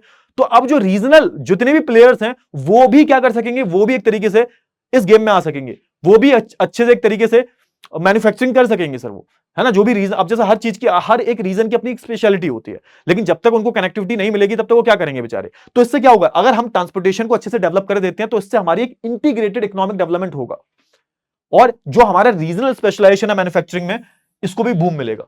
समझ में आया? है ना? फटाफट से बताओ जल्दी से। क्लियर हुआ? चलिए, बहुत ही बढ़िया, बहुत ही बढ़िया। आगे हम बढ़ते हैं भाई। अब आता है भाई हमारा गवर्नमेंट पॉलिसीज। गवर्नमेंट पॉलिसीज की मैं बात करूं तो सिंपल सी बात है, ये बहुत मैटर करती हैं। गवर्नमेंट पॉलिसीज, गवर्नमेंट की जो रीजनल पॉलिसीज है ये बहुत ज्यादा मैटर करती हैं। जैसे हम बात करें, अभी आप देखोगे जैसे हैदराबाद की हम बात करें, है ना, जैसे मैं बात करूं आंध्र प्रदेश की जो गवर्नमेंट है वो ट्राई करती है भाई, उनकी जो सरकार है वो मैक्सिमम इंडस्ट्रियलाइजेशन करना चाहती है।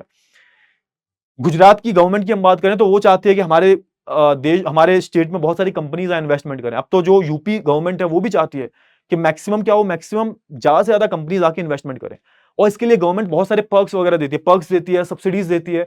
जैसे होता है बहुत बारी कि किसी भी स्पेसिफिक एरिया को स्पेशल इकोनॉमिक जोन जो है डिक्लेयर कर दिया जाता है। अब सरकार कहती है तुम आओ यहाँ पे पैसा लगाओ, तुम्हें हम जमीन सस्ते में दे देंगे, बिजली बहुत सस्ते में देंगे या फिर फ्री देंगे, है ना, सब्सिडी बहुत ज्यादा देंगे। तो ये सारी, अगर टैक्स नहीं लेंगे 2-3 साल तक, 4 साल तक टैक्स नहीं लेंगे, तो ये क्या है सर, ये एक तरीके से गवर्नमेंट पॉलिसीज है। और इससे कहीं ना कहीं क्या होता है, इससे कहीं ना कहीं एक तरीके से डेवलपमेंट होता है। और याद रखो ये क्यों होता है सर, एक तो यहां पे हमें बैलेंस्ड इकोनॉमिक ग्रोथ करना है। यानी कि सोच के देखो, दिल्ली एनसीआर का ग्रोथ बहुत ज्यादा हो गई है, बैंगलोर की ग्रोथ बहुत ज्यादा हो गई है। अब क्या होता है सर, अब जब गांव में कोई अपॉर्चुनिटीज अवेलेबल नहीं है, जो टायर 2 टायर 3 सिटीज में इंडस्ट्रीज लगेंगी नहीं, सारी इंडस्ट्रीज अगर दिल्ली एनसीआर में लगेंगी तो क्या होगा, दिल्ली एनसीआर पे बर्डन बहुत ज्यादा आएगा। सरकार ये नहीं चाहती, सरकार, क्योंकि देखो समझो ये बहुत खतरनाक है, क्योंकि जितना अब इम्बैलेंस जो डेवलपमेंट होता है वो हमेशा खतरनाक होता है। इससे आपको माइग्रेशन बहुत ज्यादा देखने को मिलते हैं, गांव से लोग जो है, क्योंकि गांव में कोई अपॉर्चुनिटी है नहीं, गांव या फिर गांव के आसपास जो छोटे मोटे शहर होते हैं वहां पे कोई भी अपॉर्चुनिटीज अवेलेबल नहीं होती। सरकार कहती है कि नहीं, हमें जो है बैलेंस्ड ग्रोथ करना होता है। तो आप देखोगे ना, ऐसी जगह जहां पर बहुत ज्यादा रिमोट एरियाज जो है, वहां पर सरकार चाहती है कि इन्वेस्टमेंट हो, और जब इन्वेस्टमेंट होगा तो क्या होगा सर, तो वहां के जो रीजनल लोग हैं उनको एम्प्लॉयमेंट मिलेगा, उनको माइग्रेट नहीं करना पड़ेगा। इससे होगा ये कि बैलेंस्ड डेवलपमेंट होगा, और ये कंट्री के लिए बहुत ज्यादा अच्छा है। क्लियर हो ना? हाँ, तो आप देखोगे ना यहाँ पे आप देखोगे कुछ जो इंडस्ट्रीज होती हैं वो कोई स्पेसिफिक एरिया में जो है सेटअप होती हैं, उसका रीजन होता है, मे भी हो सकता है वहां पे जो गवर्नमेंट है वो एक तरीके से उनको फायदा दे रही हो। क्लियर हुआ? चलिए, बहुत ही बढ़िया, बहुत ही बेहतरीन, बहुत ही बेहतरीन।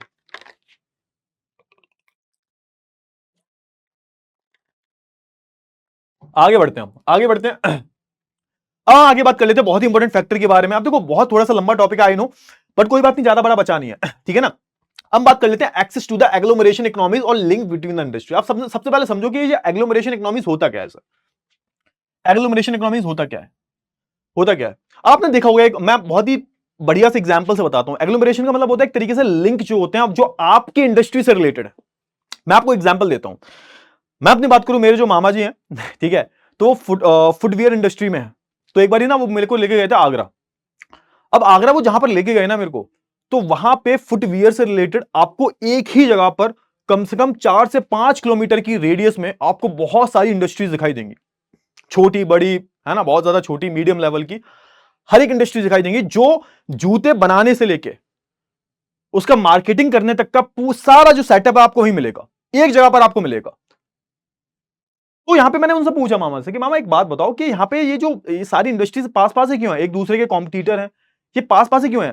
एक कंपनी यहां जूता बना रही है, दूसरी कंपनी वहां जूता बना रही है, एक कंपनी वो केमिकल बना रही है, दूसरी कंपनी वो थ्रेड्स बना रही है। तो समझो यहां पे कि एक जगह पर हर चीज है। तो मामा बोलते हैं कि इसलिए ऐसा होता है क्योंकि कोई भी इंडस्ट्री अगर आएगी तो उसको इधर उधर भागना नहीं पड़ेगा, इधर ही लेबर मिल जाएगी उसको,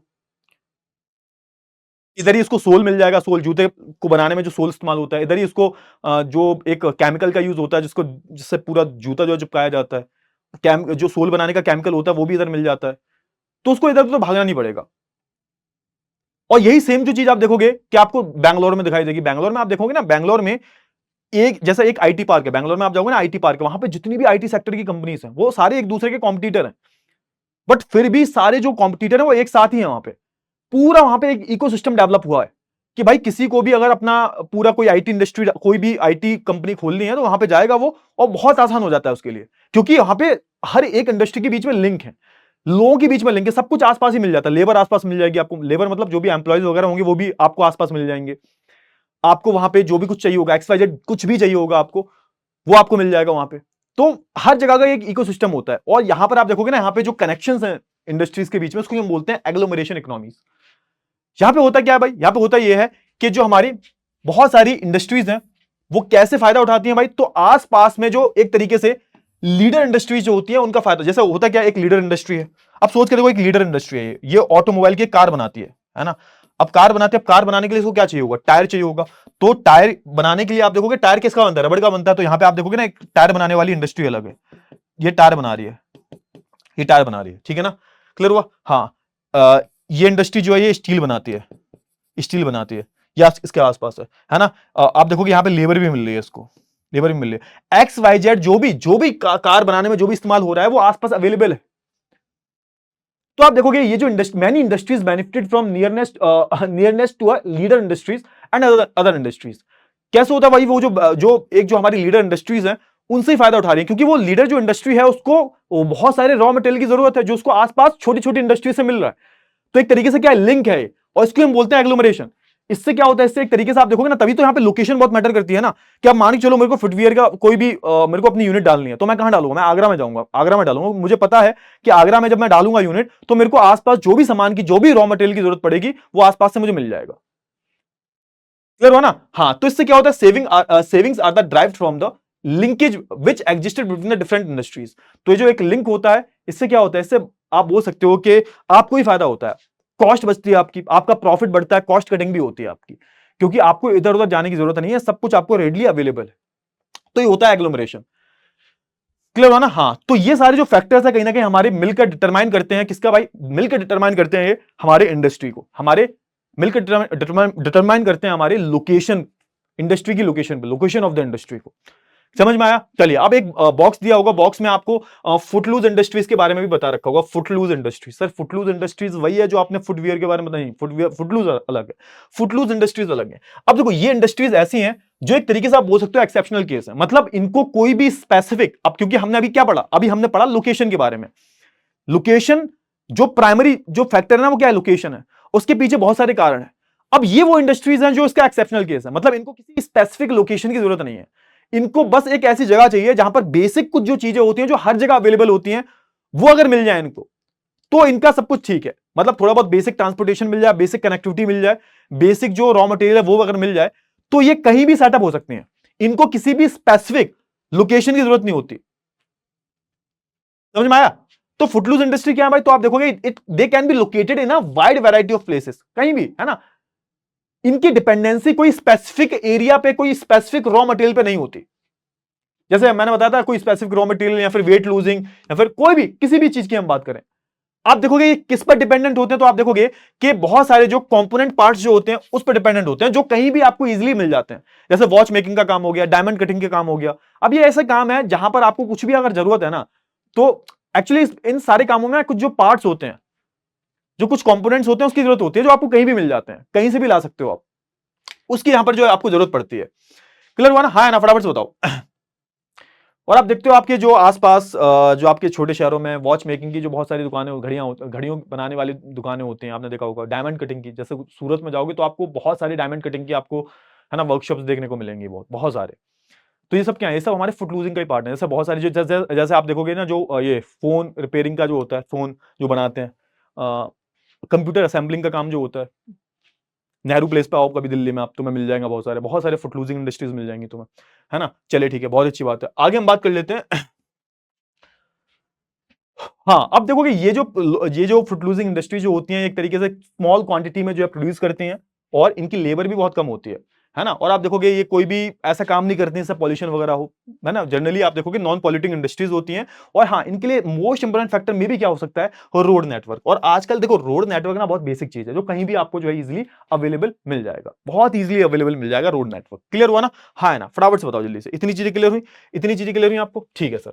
अब हम एक नए टॉपिक पे आ गए। इस टॉपिक का नाम है classification of manufacturing industry. Classification किसमें किया गया? क्लासिफिकेशन की बात करें तो हमने अलग अलग बेसिस पे अलग अलग मैन्युफैक्चरिंग इंडस्ट्रीज को बांट दिया। मतलब मैन्युफैक्चरिंग इंडस्ट्री जो है वो बहुत सारे फैक्टर्स पे डिपेंडेंट करती है ना। आप देखोगे कि इनका अलग अलग हमने क्लासिफिकेशन किया, क्लासिफिकेशन हमने अलग अलग बेसिस पे किया है, अलग अलग बेसिस पे। जैसे फॉर एग्जांपल वो रॉ मटेरियल क्या यूज कर रहे हैं, उनका साइज क्या है, छोटा है, बड़ा है। क्लियर हुआ ना? ओनरशिप कैसी है सर, प्राइवेट है, पब्लिक है, जॉइंट है। तो ये सारे जो है क्या है, ये सारे जो क्लासिफिकेशन है जो अलग अलग बेसिस पे हैं, on the basis of size, input output और रॉ मटेरियल, है ना, ओनरशिप। ये क्या है सर, ये अलग अलग फैक्टर्स है, ये अलग अलग, है ना, फैक्टर्स है। ठीक है, क्लियर हुआ ना? चलिए अब बात कर लेते हैं इंडस्ट्रीज बेस्ड ऑन साइज।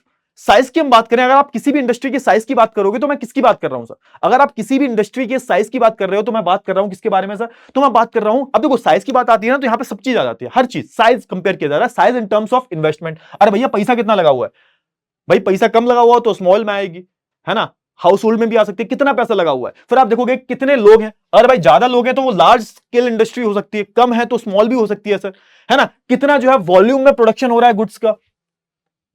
ये सारे जो फैक्टर्स होते हैं कहीं ना कहीं किसी भी इंडस्ट्री के साइज को डिटरमाइन करते हैं। और इसके बेसिस पे हमने इंडस्ट्री को 3 पार्ट्स में डिवाइड कर लिया है।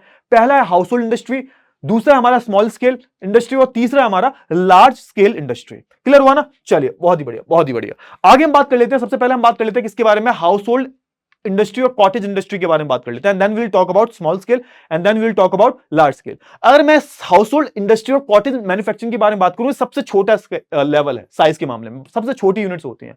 और जनरली आप देखोगे ना, इनके यहां तो छोटा सा वर्कशॉप होगा या फिर ये अपने घर में ही काम करते हैं। हाउस होल्ड का मतलब क्या होता है, हाउस होल्ड कॉटेज का मतलब ये होता है घर में ही इनकी स्मॉल यूनिट है, जिसमें आप देखोगे बहुत किसी एक तरीके से बहुत बड़ी किसी टेक्नोलॉजी का यूज नहीं करते। ये मैनुअल वर्कर्स होते हैं जो अपने और अपनी फैमिली के हेल्प से जो है वहां पर मैन्युफैक्चरिंग एक्टिविटीज को परफॉर्म कर रहे होते हैं। ये सबसे स्मॉलेस्ट मैन्युफैक्चरिंग यूनिट होती है। जितने भी आर्टिशंस होते हैं लोकल लेवल में, आपने देखा होगा, जैसे आप राजस्थान में जाओगे, कहीं भी आप जाओगे, रीजनल जो लोकल, जैसे आपने देखा होगा ना, बहुत सारे जो रीजनल आर्टिशंस होते हैं, बैंगल्स वगैरह बनाते हैं, चूड़ियां वगैरह बनाते हैं, है ना। तो वो हो गया हमारा, तो वो भी एक तरीके से अपने हाउस होल्ड ही है वो, है ना। क्लियर हुआ? चलिए सिंपल टूल्स का यूज करते हैं। और आप देखोगे प्रोडक्शन के लिए आप देखोगे बाहर से कहीं लेबर को हायर नहीं करते, जितने भी फैमिली के मेंबर होते हैं मिलकर काम करते हैं। बहुत ज्यादा कैपिटल भी यहां पे जरूरत, पैसा बहुत ज्यादा नहीं लगता। और जो फिनिश्ड गुड्स जो होते हैं, यानी कि जब ये गुड्स को रेडी कर देते हैं तो उसका कंजम्पशन कहां होता है, आप देखोगे तो जहां उनकी यूनिट है वहां के आसपास जो मार्केट है वहां बेच देते हैं, है ना। सड़क पे बेच देंगे, आपने देखा होगा छोटे मोटे जो होता है ना लोकल मार्केट जो होते हैं गांव के आसपास, वहां बेच देते हैं। कोई टूरिस्ट एरिया है तो वहां पे बहुत सारे टूरिस्ट वगैरह जो आते हैं वो भी लेके चले जाते हैं। तो ये सारी जगह आपको देखने को मिलेंगी। फिर आता है हमारा small scale manufacturing. Small scale manufacturing की बात करें तो ये एक लेवल अप है। यहां पे क्या हो रहा है, तो यहां पर आप देखोगे थोड़ा सा, यहां पे ये थोड़ा सा डिस्टिंक्ट कैसे है, क्योंकि यहां पे प्रोडक्शन टेक्निक्स थोड़ी अलग है। और यहाँ पे जो प्लेस ऑफ मैन्युफैक्चरिंग है वो थोड़ी अलग है। यहाँ पे आप देखोगे आपके पास अलग से, आप घर में नहीं कर रहे, आप अलग से कर रहे हो, आपके पास क्या वर्कशॉप है सर, यानी कि आप अपने घर में नहीं कर रहे, आपकी वर्कशॉप अलग है, और हो सकता है कुछ आपने लेबर को भी हायर कर रखा हो। और आप देखोगे ना यहाँ पे सेमी स्किल्ड लेबर आपको देखने को मिल जाते हैं। हो सकता है कि आप छोटी मोटी मशीनों का, जो पावर ड्रिवन मशीन जो है, यानी कि जो बिजली से चलती हैं, उन मशीनों का आप यूज कर रहे हो। और कुछ आप देखोगे जो रॉ मटेरियल है वो आपको लोकली मिल जाता है, लोकली आपको जो है रॉ मटेरियल देखने को मिल जाता है। समझ में आया? चलिए, आपको स्मॉल स्केल मैन्युफैक्चरिंग कहां देखने को मिलेंगी, तो लाइक आप देखोगे ना इंडिया, चाइना, इंडोनेशिया, ब्राजील, ये सारी जो यहां पर जो जगह है जहां पर पॉपुलेशन बहुत ज्यादा है, वहां पर आपको एक तरीके से है ना प्रॉपर, है ना, labour intensive small scale manufacturing, labour intensive मतलब जहां पर लेबर से ही काम करवाया जाता, मशीनों से काम नहीं करवाया जाता, तो वहां पे आपको labour intensive small scale manufacturing units देखने को मिल जाएंगी, है ना। तो आप देखोगे ना ये क्या है सर, ये हमारी कॉटेज है, कॉटेज इंडस्ट्री है। तो आप देखोगे ना यहाँ पे नॉर्थ ईस्ट में जाओगे, आप कहीं भी चले जाओ आप, तो जहां पे जो लोकल जो आर्टिशंस वगैरह होते हैं, उनका जो लोकल का जो कल्चर होता है, उसके बेसिस पे बहुत सारे जो प्रोडक्ट्स होते हैं बनाते हैं। आपने देखो बास्केट बनाएंगे, बहुत सारे पॉट्स वगैरह बनाते हैं, यूटेंसिल्स वगैरह बनाते हैं, है ना, ये सब बनाते हैं। बास्केट वीविंग की हम बात करें तो ये हो गया हमारा। फिर हमारा आता है लार्ज स्केल मैन्युफैक्चरिंग, ये लास्ट हमारा लार्ज स्केल मैन्युफैक्चरिंग। ये क्या है सर, लार्ज स्केल मैन्युफैक्चरिंग की बात करें तो यहां पर क्या होता है सर, ये बिल्कुल अलग लेवल का है। अब लार्ज स्केल में भी आप आज के टाइम पर इसमें भी बहुत सारी वैरायटीज आ गई हैं, लेकिन समझो इन जनरल में बात करूं तो यहां पे सबसे पहली बात यह है कि यहां पे मास प्रोडक्शन होता है और अच्छा खासा पैसा लगा होता है, बहुत सारा पैसा लगा होता है, और इनके पास लार्ज मार्केट होता है, लार्ज मार्केट। अरे भाई आप सोच के देखो, हिंदुस्तान यूनिलीवर की हम बात करें तो कितने सारे प्रोडक्ट्स आते हैं उसके। मैं एप्पल की बात करूं, और बताओ तुम, और भी तुम्हें जो भी ब्रांड पता है उनकी बात करो तुम, इनके पास कितना बड़ा मार्केट है। आप जो प्रोडक्ट्स यूज कर रहे हो वो शायद हर घर में यूज किया जा रहा है, इनके पास क्या है, इनके पास लार्ज मार्केट है, बहुत सारा मटेरियल है सर। और यहां पर आप देखोगे क्योंकि इनकी मैन्युफैक्चरिंग यूनिट्स बहुत बड़ी होती हैं, तो इनको ह्यूज एनर्जी यानी कि बिजली की रिक्वायरमेंट बहुत ज्यादा होती है। इनके पास आपको सेमी स्किल्ड स्पेशलाइज्ड वर्कर्स आपको देखने को मिलेंगे, और एडवांस टेक्नोलॉजी का और लार्ज कैपिटल यानी कि पैसा लाखों करोड़ों रुपए लगा होता है। अरे अदानी, अंबानी, टाटा, ये सब क्या है सर, ये they all are the part of large scale manufacturing industries. Clear हुआ ना? चलिए, आप देखोगे कि हाँ ये इंडस्ट्रीज बननी कब शुरू हुई, तो आप देखोगे 200 साल। अब यहां पे मतलब क्या, यहां पे सिंपल सा मतलब है कि जब ब्रिटेन में इंडस्ट्रियलाइजेशन शुरू हुआ आज से 200 साल पहले, तब जाके आप देखोगे इन इंडस्ट्रीज की धीरे धीरे शुरुआत होती है। और सबसे पहले कहां हुई थी, सबसे पहले हुई थी यूनाइटेड किंगडम में। उसके बाद आप देखोगे कि फिर जो हमारा नॉर्थ ईस्टर्न जो यूएसए है, स्पेसिफिकली नॉर्थ यूएसए की मैं बात करूं, नॉर्थ अमेरिका की बात करूं, यहां पे यूरोप की हम बात करें, इसके बाद फिर आप देखोगे जो दूसरी जगह है वहां पर भी आपको धीरे धीरे ये डेवलप होते हुए दिखाई देगी। अगर मैं लार्ज स्केल मैन्युफैक्चरिंग की बात करूं, ये भी दो पार्ट्स में डिवाइडेड है सर, है ना। अब क्योंकि इनके ऑपरेट करने का, इनके चलने का जो सिस्टम है वो भी अलग है, तो आप देखोगे the world major industrial regions में be grouped under the two broad types. कैसे हैं सर? पहला है भाई आपका, पहला है आपका traditional large scale industries. Traditional large scale industries क्या होती हैं sir? Traditional large scale industries वो इंडस्ट्रीज होती हैं जहां पर बहुत पहले इंडस्ट्रियलाइजेशन हो चुका है। जैसे मैं बात करूं ब्रिटेन की, जैसे मैं बात करूं फ्रांस की, जैसे मैं बात करूं अमेरिका की। अब यहां पे जो एक तरीके से इंडस्ट्रियलाइजेशन हुआ है वो बहुत पहले हो चुका है, तो ये एक तरीके से जहां से स्टार्टिंग ही हुई थी मैन्युफैक्चरिंग की, वो ये जगह है। फिर आते हैं भाई हमारे high technological large scale industry, जो क्या है, जो एक तरीके से डेवलपिंग कंट्रीज में आपको ज्यादा देखने को मिल रहा है। क्यों? क्योंकि हम जो है, हम लोग जो है, जैसे हम इंडिया की बात करूं, चाइना की बात करूं, इंडोनेशिया की हम बात करें, यहां पर अगर आप देखोगे तो यहां पर आपको क्या देखने को मिलेगा, तो यहां पर आपको आज जो मॉडर्न जो लार्ज स्केल इंडस्ट्रीज जो है वो आपको सेटअप होती हुई दिखाई देंगी। क्यों? क्योंकि डेवलप्ड कंट्रीज में तो ऑलरेडी इंडस्ट्रियलाइजेशन हो चुका है।